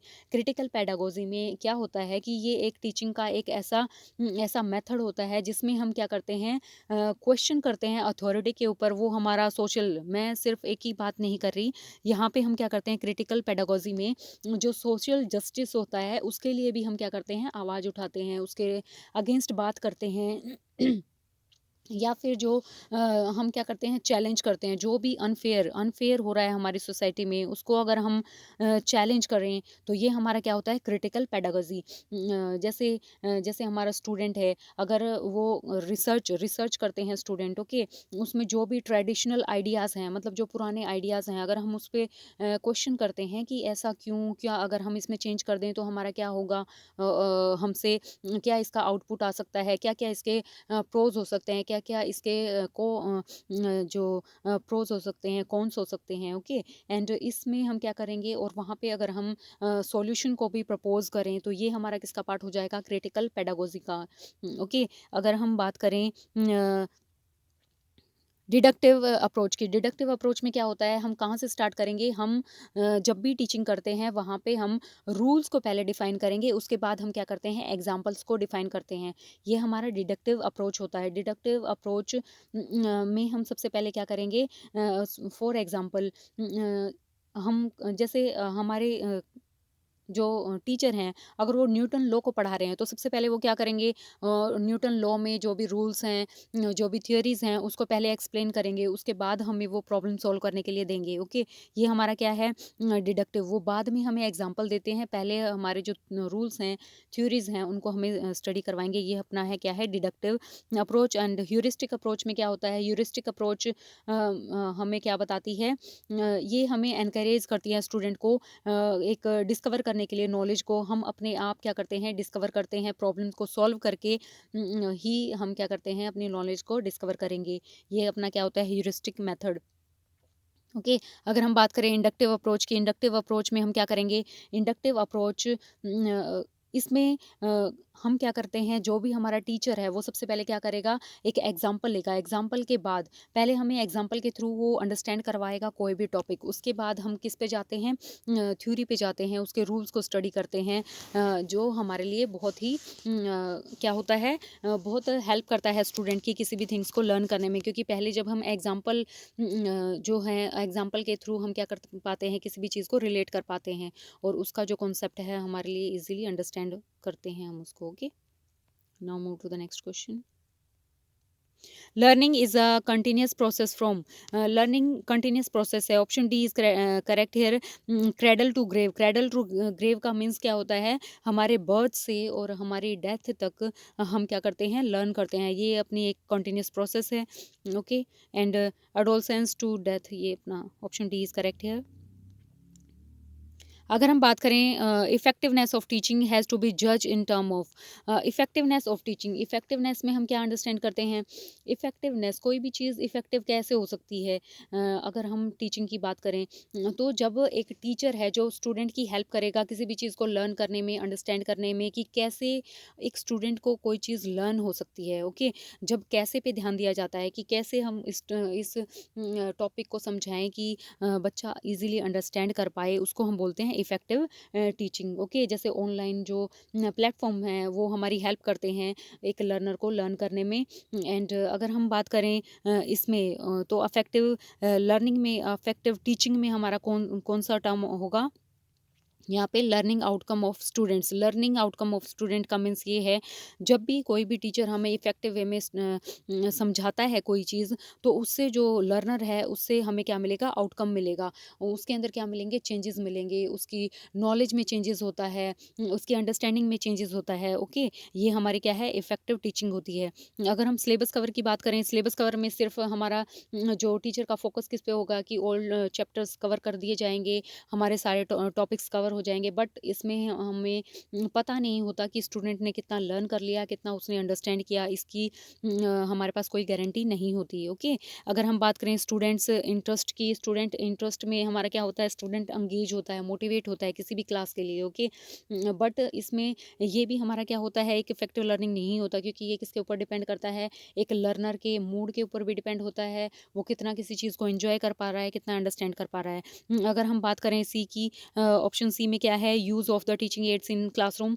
इसमें जो भी टूल्स हम यूज़ करते हैं, जैसे प्रोजेक्टर है, मॉडल है, चार्ट है, सॉफ्टवेयर है, इनका हम यूज़ करते हैं टीचिंग के लिए, लर्नर को टीच करवाने के लिए, बट ये भी हमारा एक इफ़ेक्टिव वे नहीं है टीचिंग टीचिंग के लिए। Okay, now move to the next question. Which of the following is not true, इसमें से कौन सा ट्रू नहीं है? Option B is correct here, development is quantitative process, क्योंकि डेवलपमेंट क्या होता है, क्वांटिटेटिव नहीं होता, मतलब जो डेवलपमेंट है हम उसको मेज़र नहीं कर सकते। ओके, कैसे? अब अगर हम बात करें, जो क्वांटिटी क्वांटिटी का मतलब होता है जब हम किसी चीज़ को नंबर्स में मेज़र करते हैं। ओके, क्या हम डॉक्यूमेंट को नंबर में मेज़र कर सकते हैं? तो ये हमारा रॉन्ग हो जाएगा, क्योंकि हमारा जो डेवलपमेंट होता है वो ओवरऑल होता है। ओके, पूरा फिजिकली, मेंटली एंड जब हम कोई भी एक्टिविटी करते हैं तो उसमें हमारा जो डेवलपमेंट है वो हमें शो होता है। ओके, जो हमारा बिहेवियर है, थिंकिंग है, इमोशंस हैं, इन सब चीज़ों को हम एक नंबर्स में मेज़र नहीं कर सकते, इसीलिए option B is wrong here. And growth of biological process में क्या होता है, इसमें हम जो फिजिकल ग्रोथ होती है, हमारा जो नेचर है, हमारे जो मेजरमेंट है, हम उसको मेज़र कर सकते हैं। जो ग्रोथ होती है उसको कैसे, जो हमारी हाइट है अगर इंक्रीज कर रही है हम उसको मेज़र कर सकते हैं। ओके, एंड ब्रेन डेवलपमेंट है, मेनली हम क्या करते हैं, हमारी बॉडी के अंदर जो भी चेंजेस हो सकते हैं हम उसको मेज़र कर पाते हैं।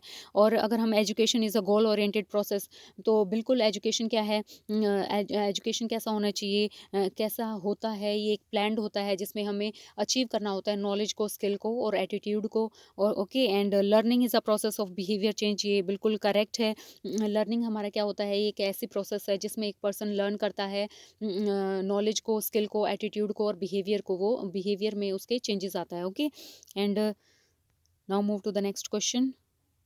Which of the following is not the tool of the formative assistive in the scholastic domain? Here formative assessment, formative की अगर हम बात करें, formative एक ऐसा assessment होता है जो हमें learning, जब हम किसी भी चीज़ को learn कर रहे होते हैं ना, उस टाइम पे ही उसकी ड्यूरेशन में ही लर्नर से हम क्या करवाते हैं, इस असेसमेंट को लेते हैं। मीन्स कि स्टूडेंट को कितना अंडरस्टैंड आया, कितना उसने अंडरस्टैंड किया, हम क्या करते हैं, फीडबैक लेते हैं फॉर्मेटिव असेसमेंट में। तो फॉर्मेटिव असेसमेंट में जब हम फीडबैक लेंगे स्टूडेंट से, तो ये हमारा क्या है, फॉर्मेटिव असेसमेंट है। स्कोलास्टिक डोमेन में हमारा क्या होता है, जो हमारी एकेडमिक जो लर्निंग है, जैसे हमने कितना नॉलेज या हमारा जो सब्जेक्ट है हमने उसमें कितना लर्न किया है, ये किस में होता है, स्कोलास्टिक डोमेन में। ओके, ये किसको रिप्रेजेंट, इसमें से कौन सा ऐसा टूल है जो रिप्रेजेंट नहीं करता है फॉर्मेटिव असेसमेंट को, वो है अपना कन्वर्सेशन स्किल। कन्वर्सेशन स्किल एक ऐसी स्किल है जिसमें हम क्या करते हैं, अपने आइडियाज़ को एक दूसरे से बात करके अपने आइडियाज़ को क्या करते हैं, शेयर करते हैं। ओके, इसमें डिस्कशन जब हम करेंगे तो ये हमारा क्या है, एक फॉर्मेटिव असेसमेंट का एक पार्ट नहीं होता, क्योंकि इसमें सिर्फ कन्वर्सेशन होती हैं। ओके, और फॉर्मेटिव असेसमेंट में जैसे हमने एमसीक्यूज क्वेश्चंस हैं, हमने कोई भी टॉपिक करवाया, उसके बाद हमने एमसीक्यूज वगैरह एमसीक्यूज सॉल्व किए हैं, उसके बाद हमें क्या मिलेगा, फीडबैक मिलेगा, तो ये हमारा क्या है, फॉर्मेटिव असेसमेंट का एक पार्ट है। प्रोजेक्ट्स में भी क्या होता है, जब हम स्टूडेंट से ग्रुप में काम करते हैं, प्रोजेक्ट में काम करते हैं, तो वो अपनी जो लर्निंग है, जो उन्होंने याद किया है, उसके थ्रू वो उससे कनेक्ट कर पाते हैं और प्रोजेक्ट पे वर्क करते हैं, जिससे एक टीचर को क्या मिलता है, एक फीडबैक मिलता है कि बच्चों ने कितना लर्न किया है। ओरल क्वेश्चंस में भी हम क्या करते हैं कि ओरल क्वेश्चंस में जब जब हम क्वेश्चन को पुट करते हैं, जो हमें फीडबैक मिलता है उससे हम मेज़र कर सकते हैं कि स्टूडेंट्स ने कितना अंडरस्टैंड किया। ये हमारे 3 क्या हैं, फॉर्मेटिव असेसमेंट हैं। Okay, Now move to the next question. Which type of evaluation identifies the learning differences and difficulties of the learner? जब हमें किसी भी लर्नर की डिफ़िकल्टीज़ को या फिर डिफिशिएंसीज़ जहाँ पे उसको कमी आ रही है उसको इवैल्यूएट करना है तो उसको हम क्या बोलते हैं? डायग्नोस्टिक। डायग्नोस्टिक मीन्स क्या होता है? जब हम डायग्नोज़ करते हैं, पता लगाते हैं कि स्टूडेंट को समझ में कहाँ नहीं आ रहा है, एक्चुअल में उसको प्रॉब्लम कहाँ हो रही है, ओके?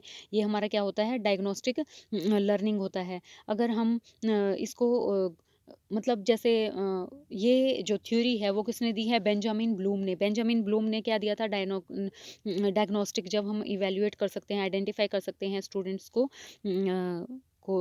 कहाँ पे डेफिशिएंसी है, कहाँ पे कमी आ रही है लर्निंग में।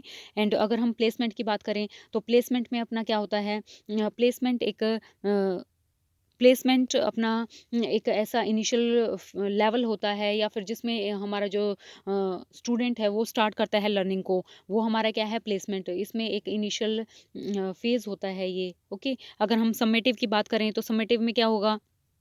समेटिव समेटिव में जब हम इवैल्यूएट करते हैं पूरा at the end of the year, मतलब एक कंप्लीट ईयर में एक स्टूडेंट ने कितना अचीव किया है उसके लिए हम क्या यूज़ करते हैं? समेटिव। अगर हम कंटिन्यूअस की बात करें तो कंटिन्यूअस में क्या होता है? जो भी हमारा असेसमेंट है वो उसमें लर्नर ने कितना लर्न किया हम उसको क्या कर सकते हैं? मोनिटाइज कर सकते हैं, मॉनिटर कर सकते हैं, ओके? उसकी प्रोग्रेस को कंटिन्यूअस में क्या होगा? हम मॉनिटर कर पाते हैं एक स्टूडेंट की प्रोग्रेस को। Now move to the next question.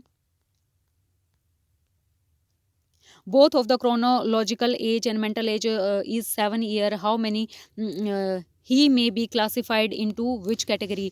अब इसमें क्या होगा? जो अगर जो क्रोनोलॉजिकल एज है वो भी अपनी कितनी है? 7। और मेंटल एज भी अगर हमारे चिल्ड्रन की जो है वो अपनी 7 है, तो अब इसमें क्या होगा? वो एक नॉर्मल इंटेलिजेंस होता है। क्या होता है? Normal intelligence. नॉर्मल इंटेलिजेंस की अगर हम बात करें तो इसमें हमारा जो आईक्यू होता है किसी भी स्टूडेंट का, किसी भी लर्नर का, वो होता है 90 टू 110। ये अपना आईक्यू होता है। अगर हमें इसको मेज़र करना होता है तो हमें क्या करना होगा? इसको मेज़र करने के लिए हमें जो मेंटल हेल्थ है उसको, मेंटल एज है उसको डिवाइड करना है किससे? अपना जो क्रोनोलॉजिकल एज है उससे, और मल्टीप्लाई करना है 100 से। उससे हम कैलकुलेट कर सकते हैं किसी भी इंसान की इंटेलिजेंस को हम मेज़र कर सकते हैं। ओके। एंड अगर हम यहाँ पे बात करें बिलो नॉर्मल एज में हमारा क्या होता है? जो आईक्यू होता है बिलो नॉर्मल इंटेलिजेंस में हमारा जो आईक्यू रहेगा किसी भी लर्नर का, वो 90 से कम रहता है। क्या रहता है? 90 से कम। अगर हम सुपर इंटेलिजेंस की बात करें तो सुपर इंटेलिजेंस में जो आईक्यू है अपने लर्नर का, वो कितना रहता है? आईक्यू अपना रहेगा 120 से 139 में। और अगर जीनियस की बात करें तो उसका क्या होता है? 140 से ज़्यादा होता है, ओके? 140 से कितना रहेगा? ज़्यादा रहेगा। Okay, now move to the next question.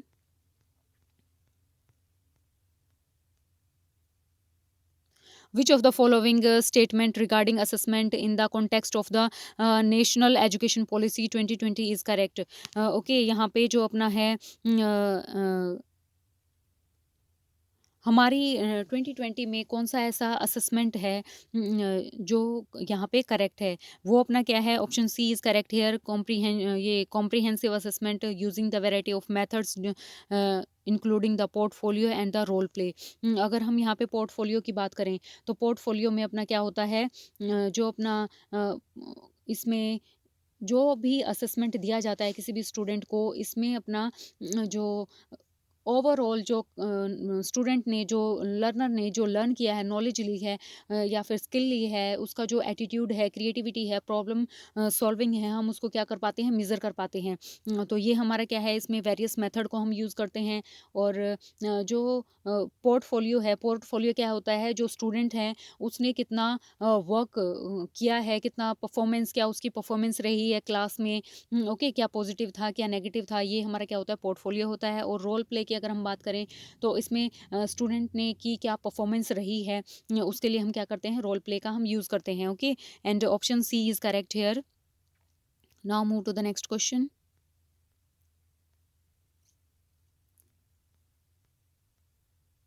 ये हमारा इंग्लिश का पोर्शन स्टार्ट हो गया है। Choose the set of the word each blank with the best fit meaning of the sentence as the whole.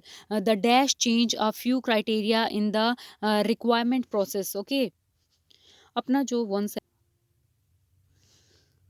My God दे, अब इसमें दे जो है हमने यूज किया है, वन सेकेंड, हमने यहाँ पे दे है, हमारा जो सब्जेक्ट है वो प्लूरल है, तो इसके साथ प्लूरल ही हम वर्ब का यूज़ करेंगे, दे के साथ हम यूज़ करेंगे हैव का। ओके, एंड यहाँ पे दे के साथ अगर हम पोजेसिव प्रोनाउन का यूज़ करेंगे तो दे का क्या रहेगा पोजेसिव प्रोनाउन, ये अपना देयर रहेगा। So option B is correct here. Okay, अगर हम क्राइटेरिया की बात करें तो ये हमारा क्या है, सिंगुलर होता है, अगर हम इसके प्लूरल की बात करें तो वो अपना हो जाएगा criteria. Option B is correct here. In order forget his worries Rahul take to smoke day and night. अब इसमें हमारा क्या रहेगा, take to smoke, take to smoke में हम क्या यूज़ करेंगे, इसमें हम यूज़ करेंगे जो अपना ऑप्शन डी है, टू स्मोकिंग, टू स्मोकिंग। हमने टू स्मोकिंग को ही क्यों लिया है यहाँ पे, क्योंकि हमारा जो यहाँ पे वर्ब यूज़ हुई है ये किस फॉर्म में है, पास्ट में। ओके, फॉरगॉट का हमने यूज़ किया है, तो टेक की जगह पे हम क्या यूज़ करेंगे, पास्ट टेंस का हम यूज़ करेंगे, हमने लिया है टुक। ओके, एंड अगर हम बात करें जो टेक टू है, टेक टू का मतलब क्या होता है, किसी चीज़ को बिगिन करना। एंड यहाँ पे हम क्या यूज़ करेंगे, हम यहाँ पे स्मोकिंग यूज़ करेंगे, टू के साथ हम क्या करेंगे, स्मोक, स्मोक के साथ हम आईएनजी यूज़ करेंगे, स्मोकिंग। डी, अगर मैं बात करूँ स्मोकिंग की तो ये बहुत ही बैड हैबिट होती है, किसी भी पर्सन को ये नहीं करनी चाहिए, बिकॉज़ इसका इम्पैक्ट हमारी हेल्थ पे बहुत ही गलत एक नेगेटिव इम्पैक्ट जाता है। अगर हमारी हेल्थ अच्छी नहीं होगी उसका इम्पैक्ट हमारी फैमिली पे होता है। सो बी केयरफुल, एंड अगर स्मोक हमें नहीं करनी चाहिए, I suggest everyone. Okay, and now move to the next question. Select the lettered pair of words which have a similar relationship to the given pair of word। अब हमने यहाँ पे क्या यूज़ किया है, bereaved, bereaved and condolence. Okay, bereaved and condolence, इसका क्या मतलब होता है, ब्रीव्ड का मतलब होता है अपना जब कोई शोक में होता है, किसी दुख में जब होता है, ओके, उसको हम क्या बोलते हैं, बिरीव्ड बोलते हैं। ओके, जब कोई दुखी होता है, जब कोई दुखी रहेगा तो उसको किस चीज़ की ज़रूरत होगी, एक सहानुभूति की, एक सिंपैथी की, एक दया की हमें ज़रूरत होती है, तो ब्रीव का क्या है, कॉन्डोलेंस। ओके, ये दोनों क्या है, सिमिलर इनका रिलेशनशिप है। अगर हम बात करें नेक्स्ट ऑप्शन ए में, जो गिल्टी है, गिल्टी का मतलब क्या होता है, जो दोषी है, दोषी। ओके, एंड एक्यूजेशन का मतलब होता है आरोप। तो ये दोनों क्या हो जाएंगे, इन दोनों के बीच में कोई कनेक्शन नहीं है, क्योंकि गिल्टी में हम क्या कर रहे हैं, दोष लगा रहे हैं, और ये क्या होता है, एक्यूजन अपना आरोप होता है। अगर हम रोब्ड की और इनसिक्योर की बात करें तो रोब्ड में हम क्या कर रहे हैं, चोरी से रिलेटेड, ये हमारा क्या है, रोब्ड। और इंश्योरेंस क्या हो जाएगा, हमारा बीमा। ये दोनों में भी कोई सिमिलर रिलेशनशिप नहीं है। अगर हम विक्टोरियस और वेल्थ की बात करें तो विक्टोरियस अपना क्या होता है, जब हम जीत जाते हैं, जब हम सफल होते हैं, उसको हम क्या बोलते हैं, विक्टोरियस। और वेल्थ अपना क्या होता है, धन। तो इन दोनों में भी कोई हमारा रिलेशनशिप नहीं है। अगर हम बात करें डेस्टिट्यूट की एंड चैरिटी की, डेस्टिट्यूट एंड चैरिटी में हमारा क्या रहेगा, जो अपना डेस्टिट्यूट एंड चैरिटी है, डेस्टिट्यूट होता है गरीब, और चैरिटी मतलब होता है दान या सहायता। जब हम ये इन दोनों के बीच में बिल्कुल रिलेशन है, जैसे एक दुखी पर्सन था, उसको किसकी ज़रूरत थी, उसको एक फैमिली की ज़रूरत है। जैसे कोई भी दुखी होता है, उसकी फैमिली ही उसको सपोर्ट करती है, उसको उस सिचुएशन में होता है तो उसकी फैमिली उसकी हेल्प करती है उससे बाहर निकलने में। तो ये उसकी फैमिली की क्या हो जाएगी, सहानुभूति। और यहाँ पे डेस्टिट्यूट, कोई भी पर्सन गरीब है, चैरिटी, दान और सहायता उसको हेल्प करती है उससे इम्प्रूव होने में। ओके, ये दोनों क्या हैं, option D is correct here. Now move to the next question. Change the voice of the given sentence, may I take your pen. Okay, हमने वॉइस स्टडी किए हैं, और वॉइस में जब हमने स्टडी किया था तो ये क्या था, जो अपने वॉइस होते हैं, वॉइस में जो स्ट्रक्चर होती है अपने सेंटेंस की, वो कभी भी चेंज नहीं होती। इसकी स्ट्रक्चर में हम क्या करते हैं, मे के साथ बी का हम यूज़ करते हैं अपने सेंटेंस में। ओके, ऑप्शन इसमें यहाँ पे माइट यूज़ किया है, ये हमारा रॉन्ग हो जाएगा। And may be take your pen, may be take by me, ये भी हमारा रॉन्ग हो जाएगा। May your pen taken by me, इसमें हमने बी का यूज़ नहीं किया है, बट यहाँ पे हमने स्ट्रक्चर चेंज कर दी बी में। ओके, हमें स्ट्रक्चर चेंज नहीं करनी, स्ट्रक्चर हमारी सेम ही रहती है वॉइस में। So may your pen be taken by me, option D is correct here. Okay, अगर हम बात करें अशुद्ध वर्तनी वाले शब्दों का चयन कीजिए। अशुद्ध वर्तनी में जो अपना सहानुभूति है, हम इसको कैसे लिखते हैं? अगर हम इसको लिखें स्वानु ऐसे होना चाहिए, स्वानुभूति।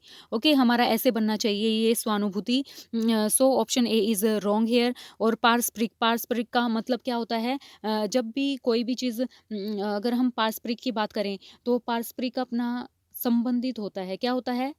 जब एक दूसरे से जो संबंध होता है उसको हम क्या बोलते हैं? पारस्परिक। विश्लेषण अपना क्या होता है? जब हम किसी भी चीज़ को गहराई से अध्ययन करते हैं उसको हम क्या बोलेंगे? विश्लेषण। अगर हम तात्कालिक की बात करें, तात्कालिक हमारा क्या होता है? जैसे तुरंत कोई भी चीज़ होती है तो उसको हम क्या बोलते हैं? तात्कालिक। सो यहाँ पे अशुद्ध वर्तनी अपनी क्या हो जाएगी? Option A is correct here. सहानुभूति, इसमें जो ऊ की मात्रा है उसमें चेंज होगा। ओके, एंड अगर हम बात करें निम्न संधियों में से कौन सा गलत उदाहरण है, तो यहाँ पे अपना क्या आ जाएगा? जैसे फर्स्ट है अपना नी, और जो जब हम अंकी बिंदी लगाते हैं तो ये किसमें? स में कन्वर्ट होता है, तो ये अपना बिल्कुल सही है, निष्प्राण। एंड ये क्या है अपना? निष्फल, ये भी बिल्कुल सही है। अगर हम निर्धन की बात करें तो ये भी अपना सही है, बट निराशा ये हमारा रॉन्ग हो जाएगा। Option C is wrong here. C अपना कैसे रॉन्ग है? क्योंकि निराशा, राशा का कोई शब्द नहीं होता। ओके, तो यहाँ पे बेसिकली इसको अगर हम सॉल्व करें तो ये अपना क्या होना चाहिए था? नी नी और आशा। ओके, नी आशा ऐसे बनना चाहिए था ये, और जिससे हमारा क्या बनेगा? निराशा। ये अपना निराशा बन जाएगा। Okay, and now move to the next question. लाल कमल शब्द में समास की जब भी हम समास की बात करते हैं, ओके, इसमें हमें द्विगु में हम किसकी बात करते हैं? द्विगु की अगर हम बात करें तो द्विगु में हम किसकी बात करते हैं? संख्या की। जैसे तीन लोक, पंचवटी, ये हमारे क्या हो जाएंगे? द्विगु। एंड तत्पुरुष की अगर हम बात करें, तत्पुरुष में क्या होता है? जो दूसरा पद होता है वो प्रधान होता है, जैसे राजपुरुष। ओके, राजपुरुष का मतलब राजा का पुरुष। ओके, तो मतलब जो दूसरा पद होता है ये प्रधान होता है तत्पुरुष में। अविभाव की अगर हम बात करें, अविभाव में अपना क्या होता है? जो पहले आता है, जैसे किसी भी, जैसे मैंने लिखा उपग्रह। ओके, यहाँ पे ग्रह के बारे में बात की गई है और उसके साथ हमने क्या लगा दिया? उप। तो ग्रह के समीप की यहाँ पे बात हो रही है। जब हमारे वाक्य में उप का यूज हो या प्रति का यूज हो, या फिर अगर हम बात करें यथ की अगर हम बात करते हैं तो ये हमारा क्या हो जाएगा? यत की अगर हम बात करें ये अपना अविभाव हो जाएगा। ओके, बट यहाँ पे हम किसकी बात कर रहे हैं? कर्मधारय की बात कर रहे हैं। कर्मधारय में हमेशा क्या रहेगा? कर्मधारय में इसमें जो विशेषण है लाल, लाल क्या बता रहा है? कमल की विशेषता बता रहा है कि हमारा जो कमल है वो कैसा है? लाल। और कमल अपना क्या है? संज्ञा। जब संज्ञा और विशेषण दोनों मिलके किसी एक ही चीज़ के बारे में बात करते हैं, मतलब यहाँ पे कमल क्या है? लाल है, और ये किसकी बात हो रही है? कमल की ही बात हो रही है। तो ये हमारा क्या हो जाएगा? कर्मधारय। और कर्मधारय में हमेशा ये ध्यान रखना है कि जो अपना जैसे नील गगन है। ओके, नील गगन, तो गगन कैसा है? नीला, उसके विशेषण के बारे में बात की गई है। Option A is correct here. अगर हम बात करें अपना नेक्स्ट क्वेश्चन इज आकर्षण का विलोम शब्द क्या है? आकर्षण का विलोम शब्द होता है विकर्षण। ओके, आकर्षण में क्या होता है? अगर हम बात करें ये क्या करता है? आकर्षित करता है, अपनी चीज़ों को अपने पास लेकर आता है, वो तो होता है अपना आकर्षण। अगर हम बात करें घर्षण की, घर्षण में क्या होता है? घर्षण में रगड़ या घिस के जब कोई ये होता है, घर्षण होता है, ये इसका विलोम शब्द नहीं है। अगर निष्कृष्ट की अगर हम बात करें तो जैसे जो निम्न स्तर पर होता है, जो नीच नीच होता है, निम्न स्तर हम बोल सकते हैं। एक लेवल जो होता है ना, किसी भी चीज़ को अगर हम अपनी प्रोग्रेस के बारे में बात करें तो हम कौन से लेवल पे हैं, तो ये हमारा क्या है? निम्न स्तर है, उच्च स्तर है। तो निकृष्ट में हम क्या हो जाएगा? निम्न स्तर की हम बात करते हैं। संकर्षण, संकर्षण में अपना क्या होता है संकर्षण में खींच कर जब हम किसी भी चीज़ को समीप अपने लाते हैं वो होता है संकर्षण। ओके, क्योंकि हम उस पे क्या कर रहे हैं, फोर्स लगा रहे हैं। और ये हमारा ऑप्शन विकर्षण। विकर्षण अपना क्या होता है, विकर्षण का मतलब होता है आकर्षण का उल्टा। मतलब जब कोई चीज़ हमसे दूर जा रही होती है, हट रही होती है, उसको हम बोलते हैं विकर्षण। Okay, now move to the next question. जो रत्नों का भंडार है, इस वाक्य में एक शब्द बताएं। ओके, जो रत्नों का भंडार है मीन्स जिसमें बहुत ज़्यादा रत्न होते हैं, रत्नों से जो भरा हुआ होता है उसको मतलब एक भंडार की बात की गई है, उसके लिए हम यूज़ करेंगे रत्नाकार। क्या बोलेंगे, रत्नाकार। अगर हम रत्नावली की बात करें तो ये क्या होती है, एक माला होती है जो रत्नों से रत्नों की एक माला को हम रत्नावली बोलते हैं। अगर हम मंजूसा, रतन मंजूसा की अगर हम बात करें तो ये अपना क्या होता है, एक छोटा संदूक या फिर डिब्बा होता है जिसमें हम क्या करते हैं, रतन को रखते हैं। रतन रतन समुच्चय, रतन समुच्चय का मतलब क्या होता है, जब जो रचनों का समूह होता है उसको हम क्या बोलेंगे, रतन समुच्चय। Okay, now move to the next question. अब हमारा जो पार्ट शुरू होगा वो हमारा क्या है, पंजाबी का। मैं आपको इसके आंसर बता देती हूँ, आप इसको अंडरस्टैंड, जिसको भी पंजाबी आती है वो अपना इसको अंडरस्टैंड कर सकता है। Option A is correct here. क्या आएगा, option A. And our next question is, यहाँ पे जो अपना ऑप्शन रहेगा वो क्या रहेगा, सी रहेगा। ओके, एंड नेक्स्ट क्वेश्चन अपना क्या रहेगा, डी रहेगा। क्या रहेगा, option number D. Okay, and next one अपना क्या स्टार्ट हो गया है, यहाँ पे अपना साइंस का क्वेश्चन है। Which disease is cause a person infected by the flavi virus transmitted by the culex. Okay, इसमें अपना क्या रहेगा, इसमें अपना जो ऑप्शन रहेगा, option B is Japanese encephalitis. क्या आएगा अपना, इसमें जापानीज एक्फेलिटस हम इसका ये बोलेंगे। ये अपनी क्या है, एक ऐसी डिजीज़ होती है जो किसकी वजह से होती है, मस्कीटो की वजह से होती है। ओके, एंड अगर हम डेंगू की बात करें तो डेंगू भी किससे होता है, एक मस्कीटो से होता है। एंड ये एक ऐसा जिसमें एंडीज जो मस्कीटो है वो हमें कट करता है। एंड मलेरिया, मलेरिया में हमारा क्या होगा, जैसे ये एक पैरासाइट होता है, ये भी किससे होता है, मस्कीटो से ही होता है। चिकनगुनिया, चिकनगुनिया भी किसका होता है, एक मस्कीटो से ही हमें ये होती है disease. Okay, option B is correct here. Which was the theme of the international mountain day 2022। इसमें क्या आएगा, women women women move mountains. Option B is correct here. Okay, ये अपना है international mountain day.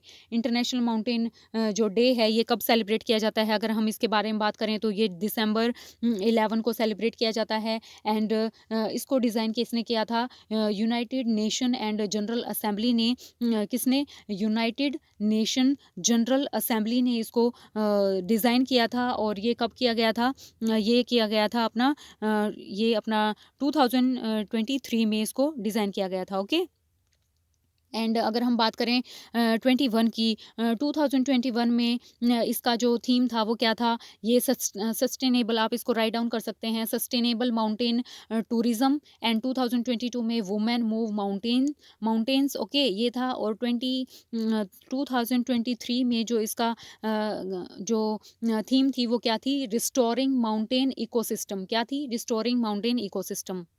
Now move to the next question. Thang Ta is a martial art of which Indian state? It's option B Manipur. And अगर हम थंगटा की बात करें तो थंगटा, थंग means क्या होता है, अगर हम बात करें ये होता है स्वॉर्ड। ओके, तलवार, स्वॉर्ड। एंड ता मीन्स क्या होता है, स्पीयर। क्या होता है, स्पीयर। ओके, ये एक ऐसा यहाँ का एक मार्शल आर्ट होता है जिसके अंदर जिसमें जो आर्म कॉम्बैट होती है, जैसे युद्ध के टाइम पे जो ये टेक्निक को हम यूज़ करते कि ये मणिपुर के लोग हैं जो इस टेक्निक का यूज़ करते हैं। And okay, option B is correct here. Which of the following unit is the smallest term of the length. Length की जो स्मॉलेस्ट जो टर्म होती है वो अपनी क्या है, फर्मी। अगर हम यहाँ पे कंप्लीट अगर बात करें, माइक्रोन, माइक्रोन अपना क्या होता है, मैं थोड़ा सा आपको शो कर देती हूँ यहाँ पे। जो अपना माइक्रोन होता है वो अपना माइक्रोन की कितना जो कितने मीटर में रहेगा 10⁻⁻6 मीटर का रहेगा। 1 नैनोमीटर में अपना क्या रहेगा 10⁻9 मीटर। 1 फर्मी मतलब फेरोमीटर की अगर हम बात करें 10⁻5 मीटर रहता है। आंगस्ट्रॉम ये जो आंगस्ट्रॉम होता है ये 10⁻10 मीटर होता है। ओके, और इसमें जो सबसे जो जो सबसे स्मॉल होता है वो अपना क्या है 10⁻15। Option C is correct here. Okay, अब हमारा मैथ्स का पोर्शन स्टार्ट हो जाता है। अगर हम मैथ्स की बात करें तो मैथ्स में अपना क्या गिवन है। अब हम इसको सॉल्व करते हैं कि वाटर टैंक है हमारे पास कितने हैं। वाटर टैंक में हमारे पास 3 टैब हैं। ए टैब है, बी है और सी है। ओके, जो can fill a water tank alone in 4 hour. Okay, A जो है वो 4 आवर में टैंक को फुल करता है। बी को अगर हम ओपन करते हैं तो वो कितने आवर काम करता है 6 आवर। अगर हम सी को ओपन करते हैं तो वो एम्प्टी करता है, क्या करता है, ए और बी फिल कर रहे हैं और सी हमारा क्या कर रहा है, जो हमारा टैंक है उसको एम्प्टी कर रहा है और वो 3 आवर में उसको कंप्लीट वो क्या कर रहा है, एम्प्टी कर रहा है। ओके, 1 सेकेंड, वो उसको 3 आवर में एम्प्टी कर रहा है। अब हमने इसका क्या किया, जैसे हमने 24 लिया। ओके, क्योंकि इनका जो एलसीएम रहेगा 4, 6 एंड 3 का एलसीएम अपना 60 अपना कितना हो गया 24। अब हम इसे कैलकुलेट करेंगे।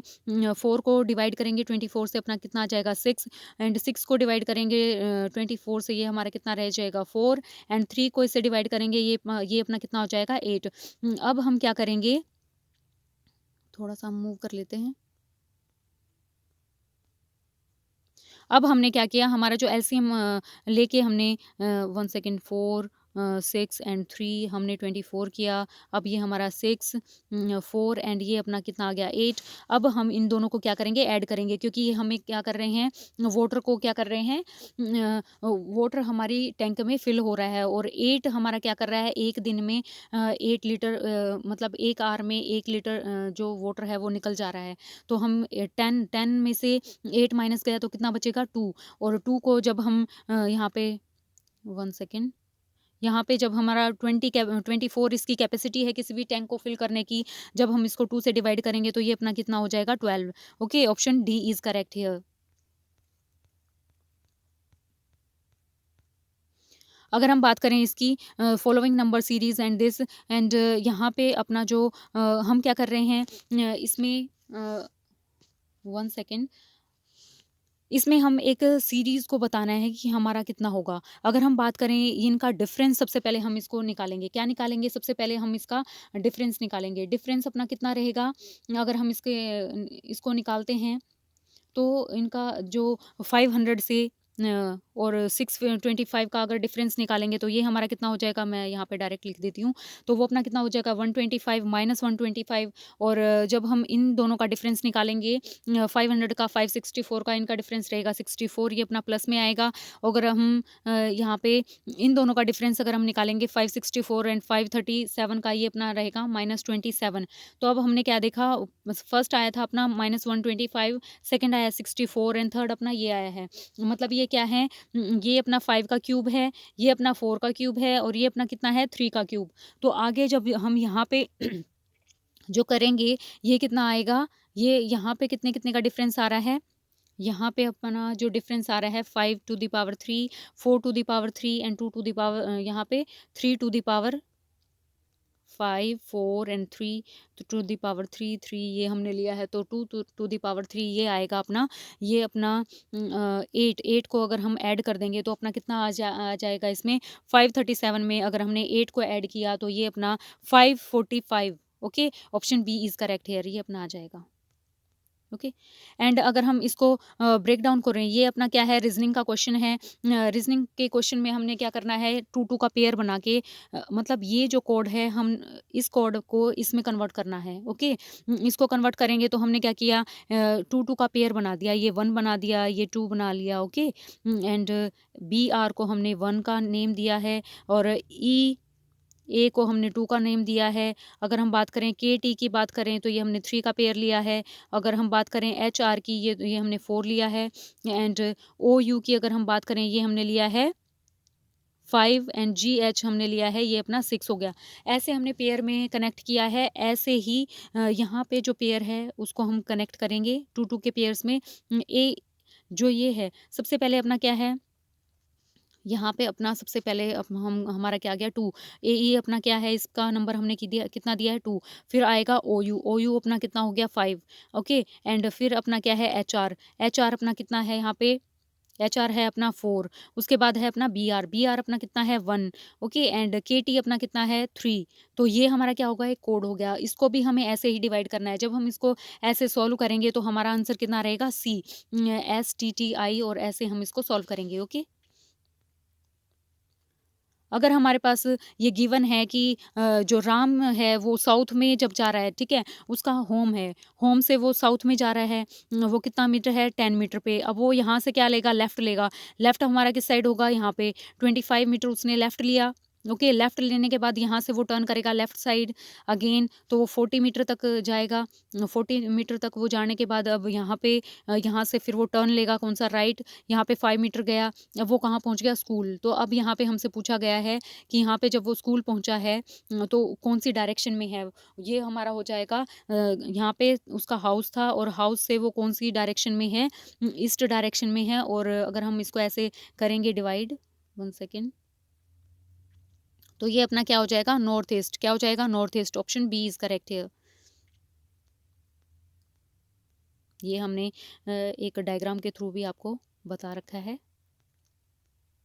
अगर हम बात करें A B C independent finish up piece of work 36 and 45 days and working together, A left and B will could finish the remaining 36 days and how many days of the working together, A left.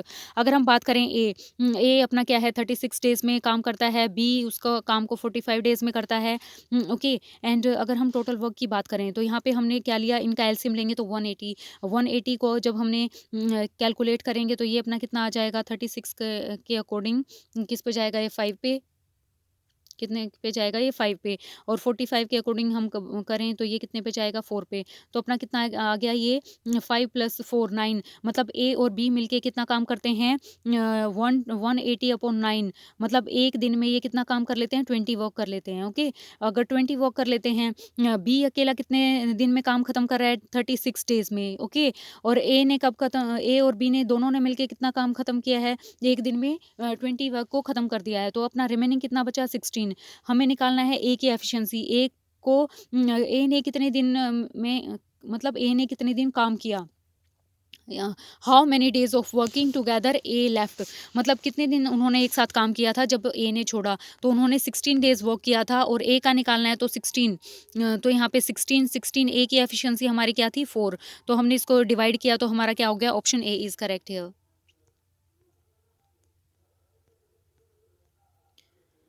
अगर हम इसकी बात करें, parameter of rectangle equilateral triangle is 21 metre more than parameter, 1 second, parameter of square if the respective ratio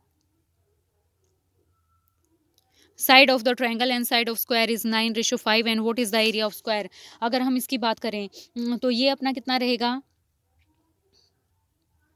यहाँ पे हम क्या करेंगे कि हमारे पास क्या होना चाहिए, पैरामीटर होना चाहिए। ओके, अगर 1 सेकेंड, जो हमारा ट्रायंगल है, तो ट्रायंगल में हमारे पास ट्रायंगल का जो हमारा एरिया होता है, सबसे पहले हमें वो पता होना चाहिए कि एक जैसे अपना wire, 1 second, oh my God, यहाँ पे हम बात कर रहे हैं अपने अपना,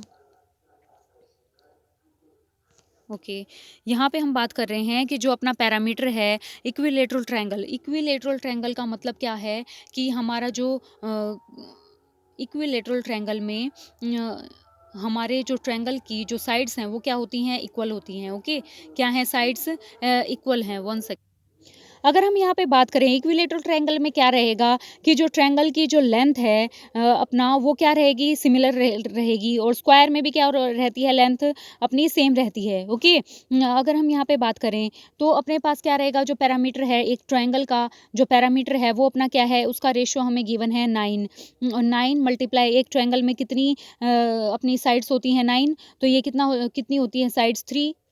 जो पैरामीटर रहेगा ट्रायंगल का वो कितना रहेगा, 3 उसकी साइड्स होती हैं, 9 इसका रेशियो गिवन है, तो ये अपना 3 इंटू 9x मल्टीप्लाई 3 ये अपना कितना हो जाएगा 27x। ओके, अगर हम स्क्वायर के पैरामीटर की बात करें, स्क्वायर का अपना कितना होता है, 4 साइड होती हैं और 5 यहाँ पे रेशियो गिवन है, तो ये अपना कितना हो जाएगा 20x। ओके, अब हम क्या करेंगे, अब पैरामीटर में हम इसको लिखेंगे, इन दोनों को इक्वल करेंगे, जैसे 27x आया था। ओके, और ये अपना कितना आया था 20x। क्या ये अपना ट्रायंगल का पैरामीटर हमने लिया था, ये अपना पैरामीटर किसका आया था, स्क्वायर का। अब हमने जो 21 metre more the parameter of square, जो ट्रायंगल का जो पैरामीटर है वो कितना ज़्यादा है, वो 21 मीटर क्या है, ज़्यादा है किससे, अपने स्क्वायर से। ओके, तो यहाँ पे जो ट्रायंगल का पैरामीटर है यहाँ पे कितना निकल के आएगा, अगर हम इस 20 को इधर ले आएंगे तो 7x बचेगा और यहाँ पे अपना 21, तो x की जो पावर आएगी यहाँ पे, x की जो वैल्यू निकल के आएगी वो आएगी 3। कितनी आ जाएगी, x की वैल्यू अपनी आएगी 3। अगर हम साइड को कैलकुलेट करें, एक जो स्क्वायर की जो साइड होएगी 5x से हमें x की वैल्यू अपनी कितनी थी 3, तो ये हो जाएगा 15 मीटर। ओके, क्या हो जाएगा 15 मीटर। हमें यहाँ पे क्या निकालना है, what is the area of square. Area अपना क्या होता है, एरिया अपना रहेगा जितनी जो भी हमारी साइड निकली है, जो हमने स्क्वायर की साइड निकाली है अभी 5x थी ना अपनी, स्क्वायर की साइड थी 5x, मतलब ये कितना आ गया 5 मल्टीप्लाई 3, तो ये अपना हो गया 15। तो इसका एरिया क्या रहेगा, साइड का स्क्वायर होता है, तो मतलब ये 225। Option B is correct here. Okay,